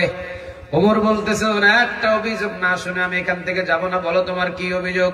তিনি বললেন, ওমর রে, আমাদের এই হিমসের গভর্নর হযরত সাঈদ ইবনে আমির আল জুমাহিকে আমরা দিনের বেলা পাই, রাতের বেলা পাই না। আমাদের এই গভর্নর কই যায় আমরা একটু জানতে চাই, দিনের বেলা পাই, রাতের বেলা পাই না। ওমর বললেন, এই সাঈদ, তোমাকে দিনের বেলা পাওয়া যায়, রাতের বেলা পাওয়া যায় না। এই গভর্নর, তুমি একটু দাঁড়ায় উত্তরটা দাও। এই সাঈদ দাঁড়িয়ে বললেন, ওমর রে, দিনের বেলা তো আমি আল্লাহর সৃষ্টির সব মাখলুকাতের খেদমত নিয়ে ব্যস্ত থাকি, আর রাতের বেলা আমি স্বয়ং আল্লাহর গোলামি নিয়ে ব্যস্ত থাকি। দিন আমার মালিকের মাখলুকাতের জন্য, দিন আমার মালিকের সৃষ্টি মানুষের জন্য, কিন্তু রাত ভাগ করে দিছি আমার মালিকের জন্য। কই আছেন আপনি? আপনার চাইতে কম ব্যস্ত ছিলেন না তিনি। উনি একজন হিমসের গভর্নর, সারাদিন বান্দাদের খেদমত করেছেন, আর সারা রাত কার জন্য দিয়েছেন? আরো জোরে বলতে হবে, কার? আর আমরা 1 ঘন্টা কোরআনের মাহফিলে বসতে আমাদের ধৈর্য নাই, ঠিক না বেটি?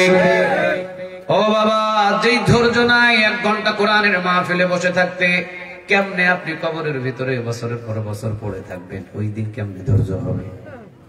আপনি বলেন। তিরমিজিতে একটা হাদিস এসেছে, রাসূল বলেন, কোরআনকে যারা তেলাওয়াত করবে, কোরআন যারা পড়বে, কোরআনের সাথে যাদের সম্পর্ক হবে, কোরআনের আন্দোলন যারা করবে, কোরআন দিয়ে যারা জীবনটাকে গঠন করবে, কবরের ভিতরে নামার পরে যখন মানুষগুলো মিনহা খালাকনাকুম ওয়া ফিহা নুঈদুকুম ওয়া মিনহা নুখরিজুকুম তারাতান উখরা, মাটিগুলো দিয়ে যখন সবাই চলে আসবে, বিশ্বনবীজি বললেন 40 কদমের কিছু কিছু সময় যখন চলে আসবে, 2 জন ফেরেশতা আসবেন। তবে 2 জন ফেরেশতা আসার আগে 2 পাশের মাটি একটা তাকে চাপ দিবে, কিন্তু চাপ দেওয়ার আগ মুহূর্তে কোরআন তার মাথার উপরে দাঁড়িয়ে যাবে। একটা আওয়াজ দিয়ে কি বলা যায় না সুবহানাল্লাহ? এমনি এমনি 13 বছর পর্যন্ত ওই ঠান্ডা পৌষ আর মাঘ মাসের শীতের রাতে ফ্লোরের ভিতরে কোরআনের জন্য কাটায় দেয় নাই, শুধুমাত্র একজনের ভালোবাসা পাওয়ার আশায় ভালোবাসা খায়। এমনি এমনি জীবনে কোনোদিন চুরি করে নাই, জীবনে কোনোদিন ডাকাতি করে নাই, জীবনে কোনোদিন মিথ্যা কথা বলে নাই, জীবনে কোনোদিন কারো সম্পদ আত্মসাৎ করে নাই। ফাঁসির রায় দিয়েছেন, হাসি মুখে ফাঁসির মঞ্চে উঠে নিজের জীবনটা হাসি মুখে বিলিয়ে দিয়েছেন। একজন আর একজন আওয়াজ দিয়ে বলেন তিনি কে? এগুলো এমনি এমনি নয়, কার ভালোবাসায়? আরো জোরে বলতে হবে, কার? এমন ভাবে কোরআনটাকে ভালোবেসেছিলেন। কোরআন যেহেতু বলেছেন ইন্নাল্লাযীনা ক্বালু রাব্বুনাল্লাহ, সূরা হামিম সিজদা আপনি বাড়িতে গিয়ে খুলবেন 30 নম্বর আয়াত। কত নম্বর? কথা বলেন, কথা বলেন, কত নম্বর? ইন্নাল্লাযীনা ক্বালু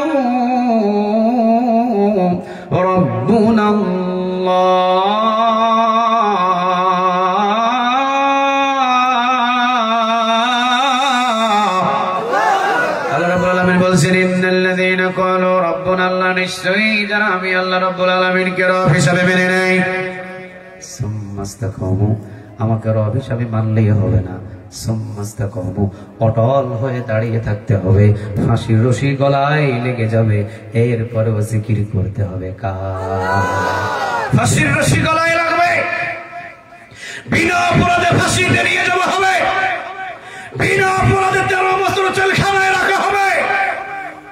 জেলখানা থেকে বাহির করে ওনাকে যখন জিজ্ঞাসা করা হবে, হুজুর কেমন আছে, উনি মুস্কি হাসি দিয়ে বলবে, আল্লাহ আমাকে বড় ভালো রেখেছে। এটা যেমন তেমন ইমানের পরীক্ষা নয়, এইটা যেমন তেমন ইমানের পরীক্ষা নয়, এইটা যেমন তেমন ইমানের পরীক্ষা নয়। আল্লাহকে যারা রব হিসাবে মেনে নিয়েছে, জিহ্বার এই পার্শ্ব থেকে ওই পার্শ্বে ভাবলা গাছের কাঁটা ঢুকেছে, আল্লাহ থেকে তাদেরকে দূরে সরানো যায় নাই, ঠিক না বেঠিক?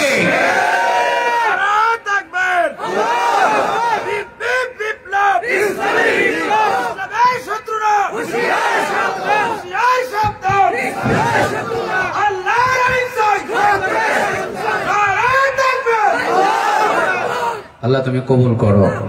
আর একটু জোরে বলেন আমিন।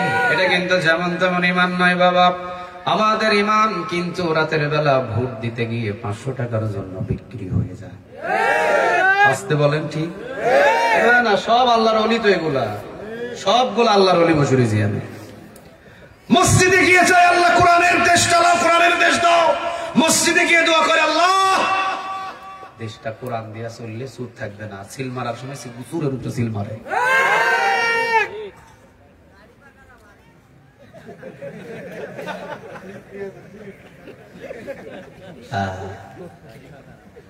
শুনে মসজিদে গিয়ে দোয়া করলেন, আল্লাহ তুমি কোরআনের শাসন দাও, কোরআন দিয়ে দেশ চালাও। আর সিল মারার সময় যদি সুরের সিল মারেন, কোরআনের শাসন কায়েম হবে? কথা বলেন, কায়েম হবে? পীর সাহেব একজন খুব আল্লাহওয়ালা, হাতের দোয়া সব কবুল হয়। দূর এলাকা থেকে গেছে, হুজুর হাদিয়া নিয়ে আসছি, এই যে 50,000, একটু দোয়া করেন আল্লাহ যাতে আমাকে বাপ ডাক শোনায়। কি ডাক?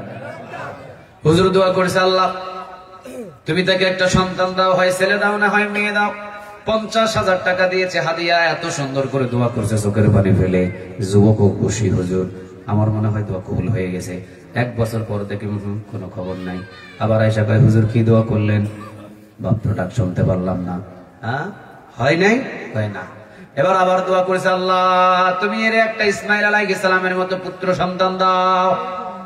1 বছর পর আবার আয়েশা কয়, হুজুর কি দোয়া করেন, দোয়া কবুল হয় না। হ্যাঁ, দোয়া কবুল হয় না। আসো, আবার সব খানকার সব হুজুরদেরকে নিয়ে এসে সবাই মিলে দরুদ টরুদ পড়ে 2 হাত তুলে কাঁপাকাটি করে বলছে, আল্লাহ এবার তুমি একটা সন্তান দাও। এবার যুবক কয়, এবার তো দোয়া কবুল হবেই হবে। 1 বছর পর কোনো খবর নাই। আবার আসতে আয়েশা তো ফায়ার, হুজুর কি দোয়া করেন, এগুলা কি শিখছেন, দোয়া কবুল হয় না? বিয়ে করতে কেন? বিয়ে তো করিনি। বিয়ে না করে যদি ছেলে চাই, যেমন বোকামি। কোরআনের উপরে যদি সিলটা না মেরে সুরের উপরে সিল মারার পর যদি মসজিদে গিয়ে দোয়া করেন, কোরআনের আল্লাহ শাসন দাও, এর চাইতে বোকামি পৃথিবীতে কিছু না। আসতে বলেন ঠিক? আল্লাহ রাব্বুল আলামিন বলছেন, জমিন পৃথিবীর কারণ নয়, ওই আসমান পৃথিবীর কারণ নয়, ওই সূর্য পৃথিবীর কারণ নয়, ওই চন্দ্র পৃথিবীর কারণ নয়, ওই সাগর পৃথিবীর কারণ নয়। সাগর যদি পৃথিবীর সমস্ত মানুষের প্রয়োজন হয়, ওই সূর্যের তাপ যদি পৃথিবীর মানুষের সবার প্রয়োজন হয়, বাতাস যদি পৃথিবীর সকল মানুষের প্রয়োজন হয়, অক্সিজেন যদি পৃথিবীর সকল মানুষের প্রয়োজন হয়, আমার নাজিলকৃত কিতাব পৃথিবীর সকল মানুষের প্রয়োজন হবে।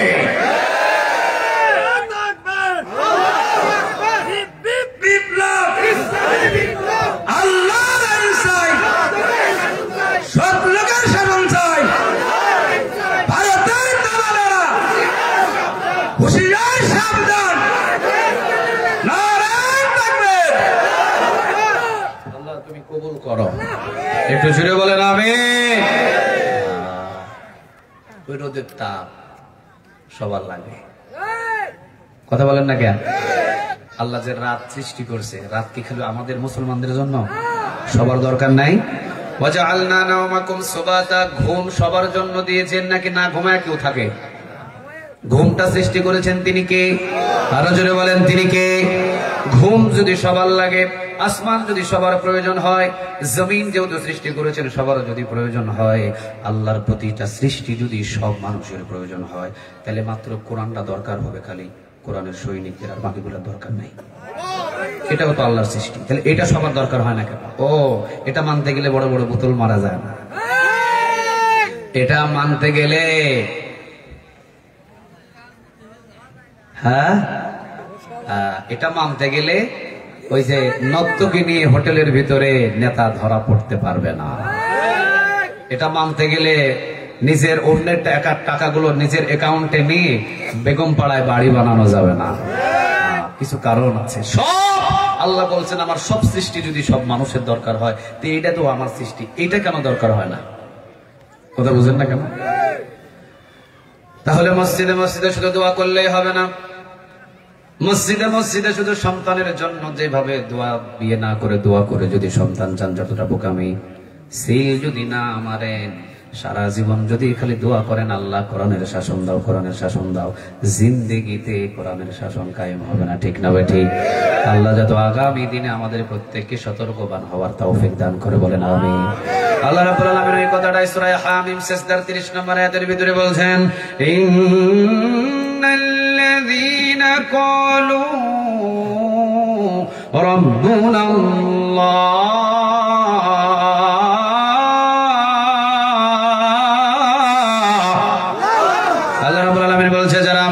হিসাবে মেনে নেবে, আমাকে শুধু রব হিসাবে মেনে নিলেই হবে না, সুম্মাস্তাকামু, অটল হয়ে দাঁড়িয়ে থাকতে হবে। কথাটা ভোটের রাতে 500 টাকার জন্য ইমানটা আমাদের বিক্রি হয়ে যায়, কিন্তু যে মানুষটা 13টা বছর পর্যন্ত ছিল, শামীম সাঈদী ভাইয়ের জবান থেকে শোনা হয়েছে, শামীম সাঈদী ভাই নিজের মুখে বলেছেন, আমার বাবার এক হাতে দিয়েছে একটা কলম, আর এক হাতে দিয়েছে একটা খাতা, দিয়ে তাকে হুকুম দেওয়া হয়েছে, আপনি খাতাতে যতক্ষণ পর্যন্ত কলমের খালি আছে লিখতে থাকেন, কলম যদি শেষ হয়ে যায় আরেকটা কলম দিব, লিখতে থাকবেন, যত আপনার চাহিদা আছে সকল চাহিদাগুলো আপনি এখানে আমাদের লিখে দেন।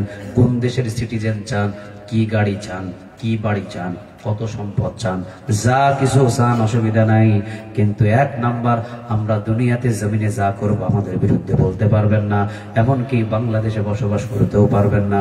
2 নাম্বার হলো বাহিরের রাষ্ট্রে সবকিছু আপনাকে দেওয়া হবে, কিন্তু কোরআনের কোনো মাহফিল করতে পারবেন না।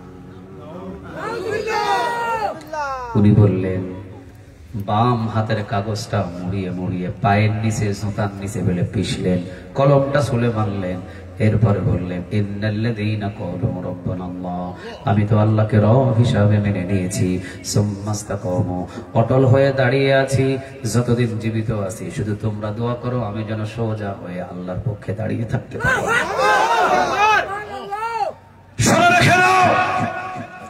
আজকে তোমরা আমার এক হাতে কলমে এক হাতে খাতা দিয়ে আজকে তোমরা বলছো যা চাহিদা লিখেন, এই কলম আর এই কালি দিয়ে সর্বপ্রথম আমার লেখা হলো, আমি যেই দিন এই জেলখানা থেকে বাহির হব সেই দিনই কোরআনের রাজ কায়েমে সর্বপ্রথম আল্লাহর নামে একটা ধ্বনি উঠাবো।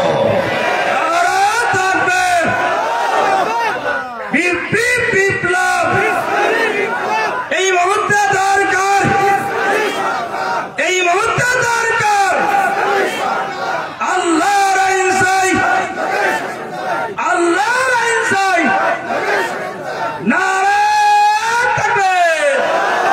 যে কথাটা আমি বলেছিলাম, ইন্নাল্লাযীনা ক্বালু রাব্বুনাল্লাহ, সূরা হামিম সিজদার 30 নম্বর আয়াতটা গিয়ে খুলবেন, বাড়িতে গিয়ে খুলে দেখবেন, ইন্নাল্লাযীনা ক্বালু রাব্বুনাল্লাহ, রব হিসাবে আল্লাহকে মেনে নেওয়া সহজ, কিন্তু সুম্মাস্তাকামু, অটল হয়ে দাঁড়িয়ে থাকা কঠিন। ঠিক না বেটা?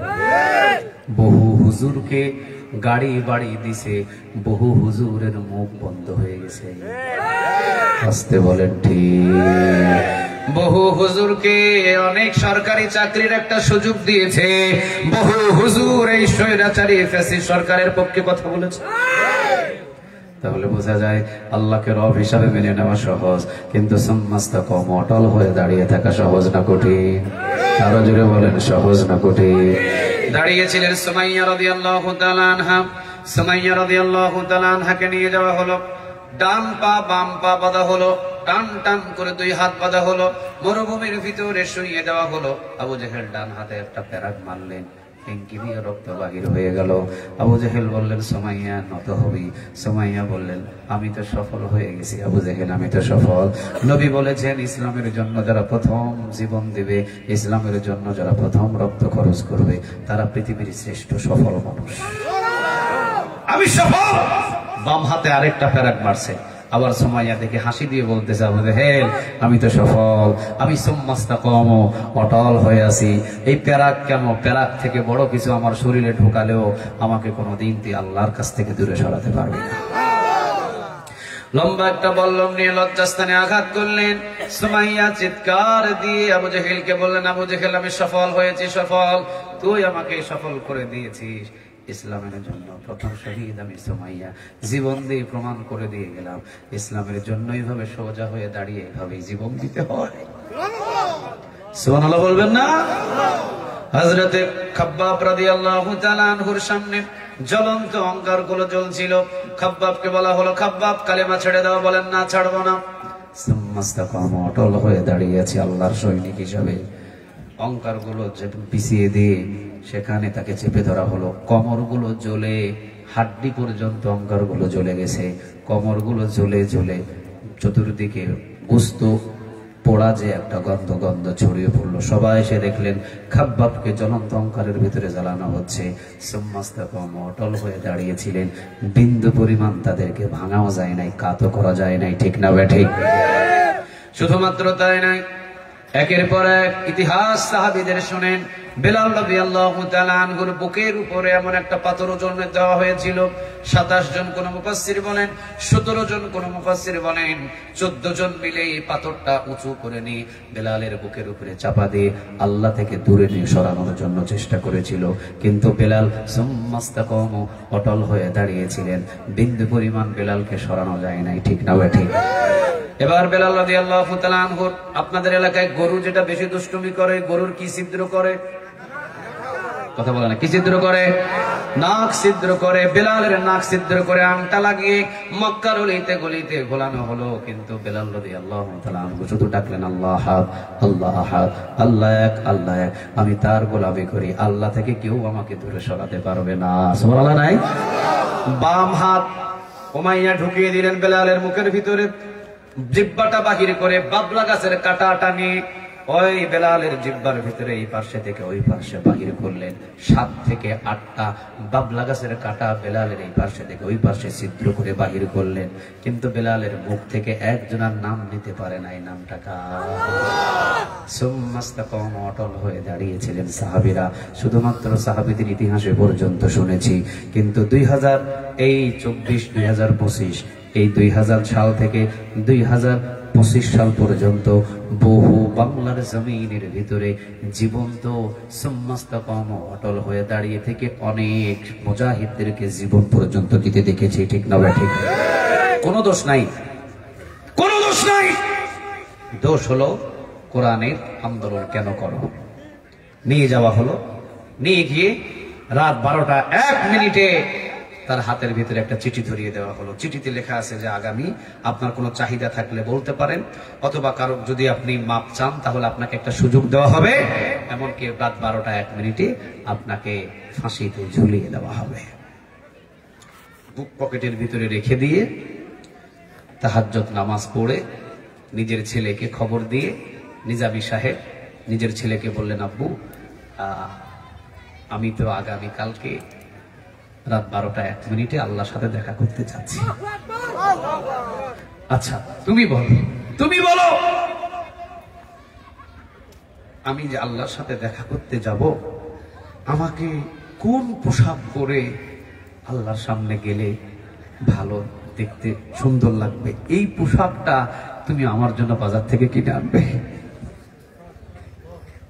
কতটা সুম্মাস্তাকাম, কতটা ঈমানের উপরে অটল ছিলেন।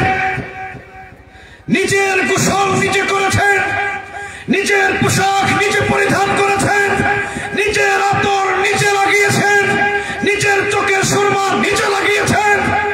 কোরআনটা বুকের ভিতরে নিয়ে ফাঁসির মঞ্চে উঠছেন আর পড়ছেন, ইন্নাল্লাযীনা ক্বালু রাব্বুনা আল্লাহ আল্লাহ তোমাকে তো রব হিসাবে মেনে নিয়েছি, সুম্মাস্তাকামু, এখন অটল হয়ে দাঁড়িয়ে আছি। আল্লাহ বিন্দু পরিমাণ আমাকে ভাঙতে পারে নাই, বিন্দু পরিমাণ আমাকে দূর করতে পারে নাই। ওই ছেলের ভালোবাসা আমাকে নত করতে পারে নাই, ওই মেয়ের ভালোবাসা আমাকে নত করতে পারে নাই, ওই বিবির ভালোবাসা আমাকে নত করতে পারে নাই, কোন জালিমি শক্তি আমাকে নত করতে পারে নাই। আমি কারো কাছে হার মানি নাই, আমি তোমার দিকে মাথা নত করে নাই, আমি তোমার দিকে মাথা উঁচু করে সুম্মাস্তাকামু, অটল হয়ে দাঁড়িয়ে আছি। আল্লাহ তুমি আমার এই খেদমতকে কবুল করে নাও। সোজা ফাঁসির মঞ্চে উঠে নিজের পোশাক নিজে পরিধান করে ফাঁসির মঞ্চে উঠে রশিটা গলার ভিতরে নিয়ে সুমা দিয়ে গলার ভিতরে নিচ্ছেন। জিজ্ঞাসা করছে জেলার সাহেব, জীবনে কোনোদিন এইরকম আনন্দ ভাবে ফাঁসির রশি গলায় নেই সুমা দিয়ে, এটা আমার জীবনের ফার্স্ট। উনি বলতেছেন, তোমরা চোখে দেখছো এটা ফাঁসির রশি, আমার চোখে দেখছি এটা জান্নাতের ফুলের মালা। সূরা হামিম সিজদা 30 নম্বর আয়াতের তাফসীরটা বাড়িতে গিয়ে ভালো করে খুলে দেখবেন। ইন্নাল্লাযীনা ক্বালু রাব্বুনাল্লাহ, আল্লাহকে রব হিসেবে মেনে নেওয়া সহজ, সুম্মাস্তাকামু, অটল হয়ে দাঁড়িয়ে থাকা কঠিন। ঠিক না ঠিক? আল্লাহকে রব হিসাবে মানছে কিছু মানুষ আল্লাহকে রব হিসাবে মেনে রাখছে, আর ওইদিকে ছেলের গোলামি, মেয়ের গোলামি, বইয়ের গোলামি, অফিসের গোলামি, চাকরির গোলামি, ড্রাইভারের গোলামি, সব গোলামি নিয়ে ব্যস্ত। যাকে যার গোলামি করা দরকার তাকেই ভুলে গেছে। ঠিক না ঠিক? এই জন্য আল্লাহকে রব হিসাবে মানা সহজ, কিন্তু সুম্মাস্তাকামু, অটল হয়ে দাঁড়িয়ে থাকা সহজ না কঠিন? কথা বলেন, সহজ না কঠিন?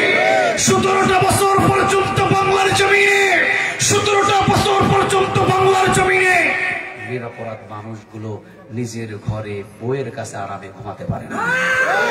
প্রতিটা রাত স্বৈরাচারের এই জঘন্যতম স্বৈরাচারের বাহিনীগুলো এসে প্রতিটা রাত বাড়িতে হামলা দিয়েছে। ঠিক না ঠিক? মিথ্যা না সত্য? কথা বলেন, মিথ্যা না সত্য? 17টা বছর কি বিরক্ত হয়ে বলছে দূর আর পারবো না এভাবে কোরআনের দল ছাড়ি দিলাম? বলছে কোনোদিন?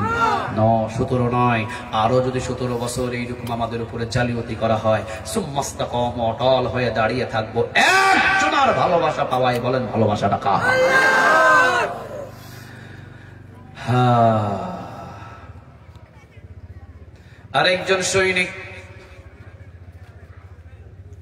আরেকজন সৈনিক ফাঁসিতে ঝুলবেন। 3 ঘন্টা আগে ওনার পাহারাদারকে উনি বলতেছেন, ভাই আপনার কি কোনো কাজ আছে? কয় না, আমার দায়িত্ব দেওয়া হয়েছে আপনাকে পাহারা দেওয়ার জন্য। আমাকে পাহারা দিবা? আমি কি পালায়া যাব? কয় না হুজুর, এ পর্যন্ত যত মানুষ দেখেছি আপনাদের মতো ভালো মানুষগুলো জেলখানায় দেখি নাই। তাহলে আপনাকে আমাকে পাহারা দেওয়ার জন্য রাখা হয়েছে? হ্যাঁ হুজুর, 3 ঘন্টা পর আপনার ফাঁসি। 3 ঘন্টা পর্যন্ত আমাকে রাখা হয়েছে আপনাকে পাহারা দেওয়ার জন্য। উনি এখন বলতেছেন, শোনো, 3 ঘন্টা যেহেতু আমাকে ফাঁসি দেওয়ার এখনো দেরি আছে, তাইলে 2 ঘন্টা আমি একটু ঘুমাই। আপনারা বলেন, 3 ঘন্টা পর যে দুনিয়া ত্যাগ করবেন, ফাঁসিতে ঝুলাবেন, ওই মানুষ 2 ঘন্টা কি ঘুমাতে পারে? আপনারা পারবেন? কথা বলেন না কেন? আপনারা পারবেন? চিন্তায়, চেতনায়, ভয়ে নত হয়ে যাবে। উনি বলতেছে যে আমি 2 ঘন্টা একটু ঘুমাই। উনি বললেন, আমি 2 ঘন্টা পর্যন্ত তাকে দেখলাম নাক ডাকায় ডাকায় তিনি ঘুমালেন।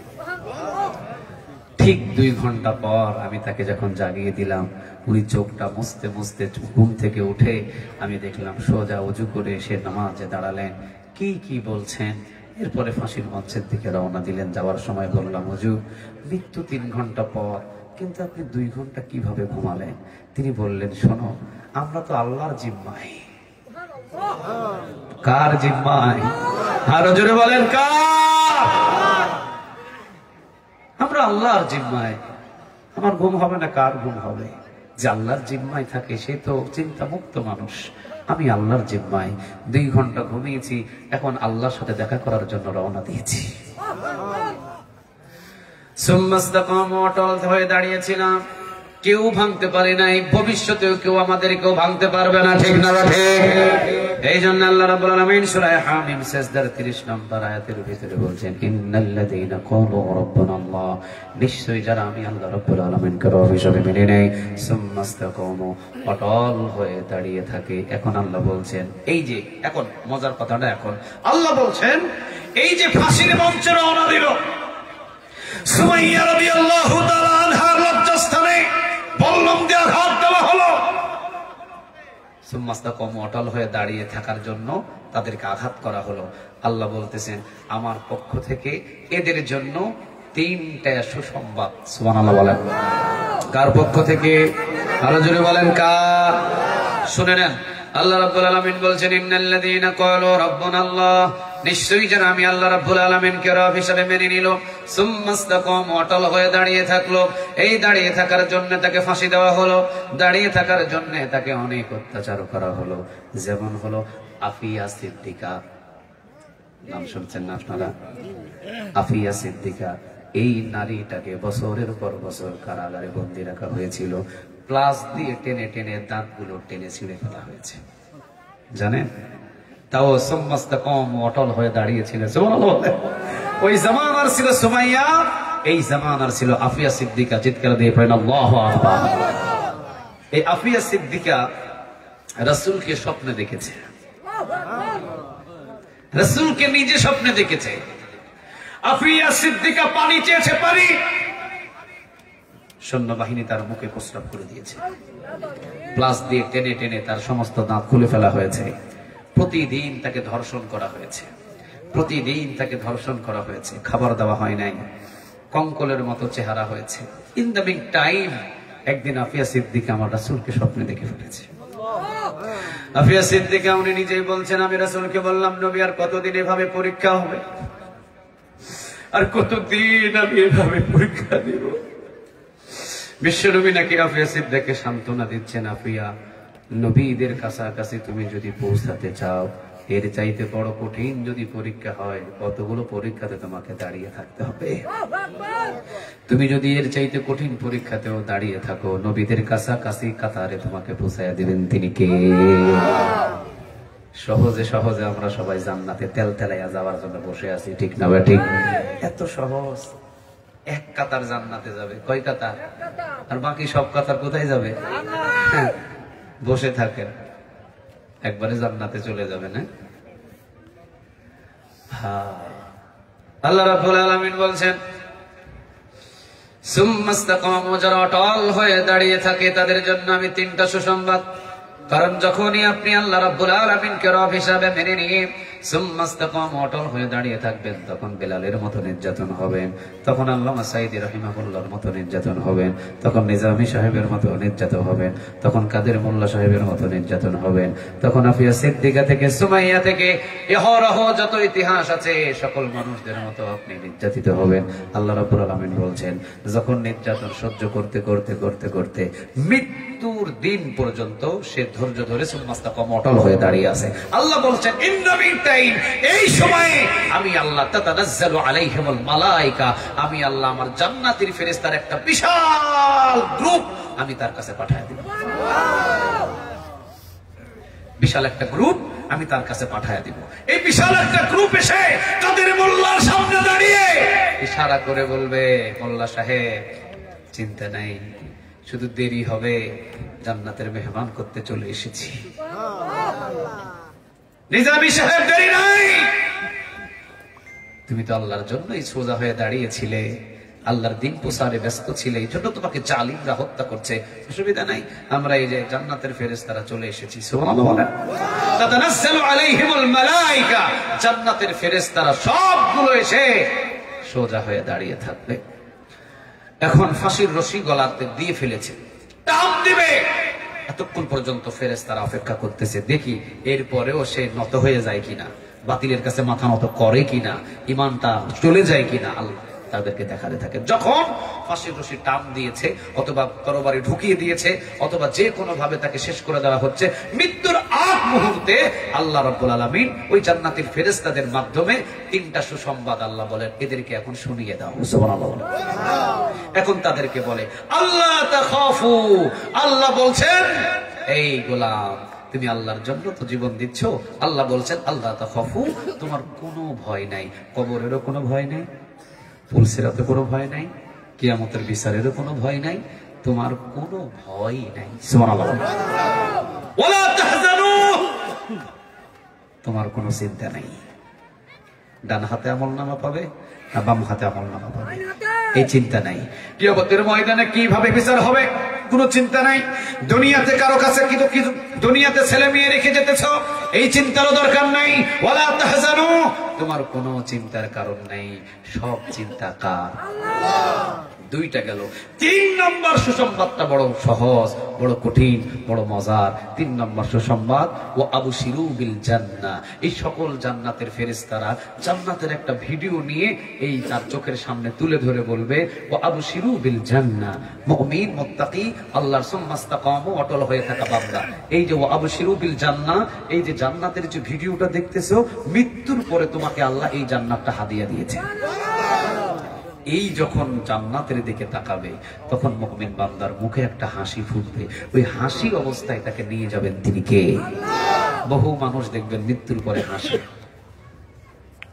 মৃত্যুর পরে কথা বলেন না কেন? মৃত্যুর পরে মৃত্যুর পরে কপাল ঘামবে, মৃত্যুর পরে হাস্যোজ্জ্বল চেহারা হবে, মৃত্যুর পরে চেহারার ভিতরে একটা নূর চমকাতে থাকবে। এটা কিন্তু সাধারণ মৃত্যু নয়, সুবহানাল্লাহ বলেন। মৃত্যুর পরে চেহারাটা কুৎসিত হয়ে যাবে, মৃত্যুর আগ মুহূর্ত শুধু গর্জন দিতে থাকবে, মৃত্যুর সময় পায়খানা প্রস্রাব করে ভরায় ফেলবে, অনেক সময় মৃত্যুর আগ মুহূর্ত পর্যন্ত গড়গানি আসবে। এটা কিন্তু কঠিন মৃত্যু। আর মৃত্যুর পর যাদের সুন্দর চেহারা এবং মৃত্যুর উপর যারা মুস্কি একটা হাসি দেবে, মনে করবেন এই হাসিটা হলো আল্লাহর জান্নাত দেখা হাসি। আল্লাহ রাব্বুল আলামিন যেন ওই মৃত্যুটা আমাদের দান করে, বলেন আমিন। আর একটু জোরে বলেন আমিন। তাহলে আমাদের রব তিনি কে? দুনিয়া পাগল নয়, আমরা পাগল হব এক মালিকের নামটা কি? চলেন না ওই মালিককে রব হিসাবে মেনে নিয়ে সুম্মাস্তাকাম, অটল হয়ে দাঁড়িয়ে থাকি। যত বিপদ আসুক এরপরও আমরা দাঁড়িয়ে থাকবো। বাড়ি ছাড়া লাগে বাড়ি ছাড়বো, গাড়ি ছাড়া লাগে গাড়ি ছাড়বো, দেশ ছাড়া লাগে দেশ ছাড়বো, জেলখানায় যাওয়া লাগলে জেলখানায় যাব, ফাঁসিতে ঝুলালে ফাঁসিতে ঝুলবো। এরপরও একজনাকে রব হিসাবে মেনে নেব, তিনি কে? সুম্মাস্তাকাম, অটল হয়ে দাঁড়িয়ে থাকবো একজনার দিকে তাকিয়ে, তিনি কে? আল্লাহ আমাদের সবাইকে কবুল করুক, বলেন আমিন। সূরা হামিম সিজদার 30 নম্বর আয়াত থেকে যতটুকু আমরা আলোচনা বুঝলাম, আমাদের রব আল্লাহ, আল্লাহ ছাড়া কারো কাছে মাথা নত করার কোন সুযোগ। আর যদি সুম্মাস্তাকাম, অটল হয়ে দাঁড়িয়ে থেকে যেতে পারি, 3টা সুসংবাদ। 1, আল্লাহ তাখাফু, তোমার ভয় নাই। 2, ওয়ালা তাহজানু, তোমার কোনো চিন্তা নাই। 3, ওয়া আবশিরু বিল জান্নাহ, জান্নাত দেখানোর পরে বান্দাটাকে মৃত্যু দিবেন তিনি কে? আল্লাহ আমাদের সবাইকে কোরআন মেনে মেনে জীবন গঠন করা তৌফিক দান করুক, বলেন আমিন। ওয়া আখিরু দাওয়ানা আনিল হামদুলিল্লাহি রাব্বিল আলামিন। আসসালামু আলাইকুম ওয়া রাহমাতুল্লাহি তাআলা ওয়া বারাকাতুহু। আমরা মোনাজাত করে এরপর এখান থেকে উঠবো ইনশাআল্লাহ। কেউ কিছু বলবে?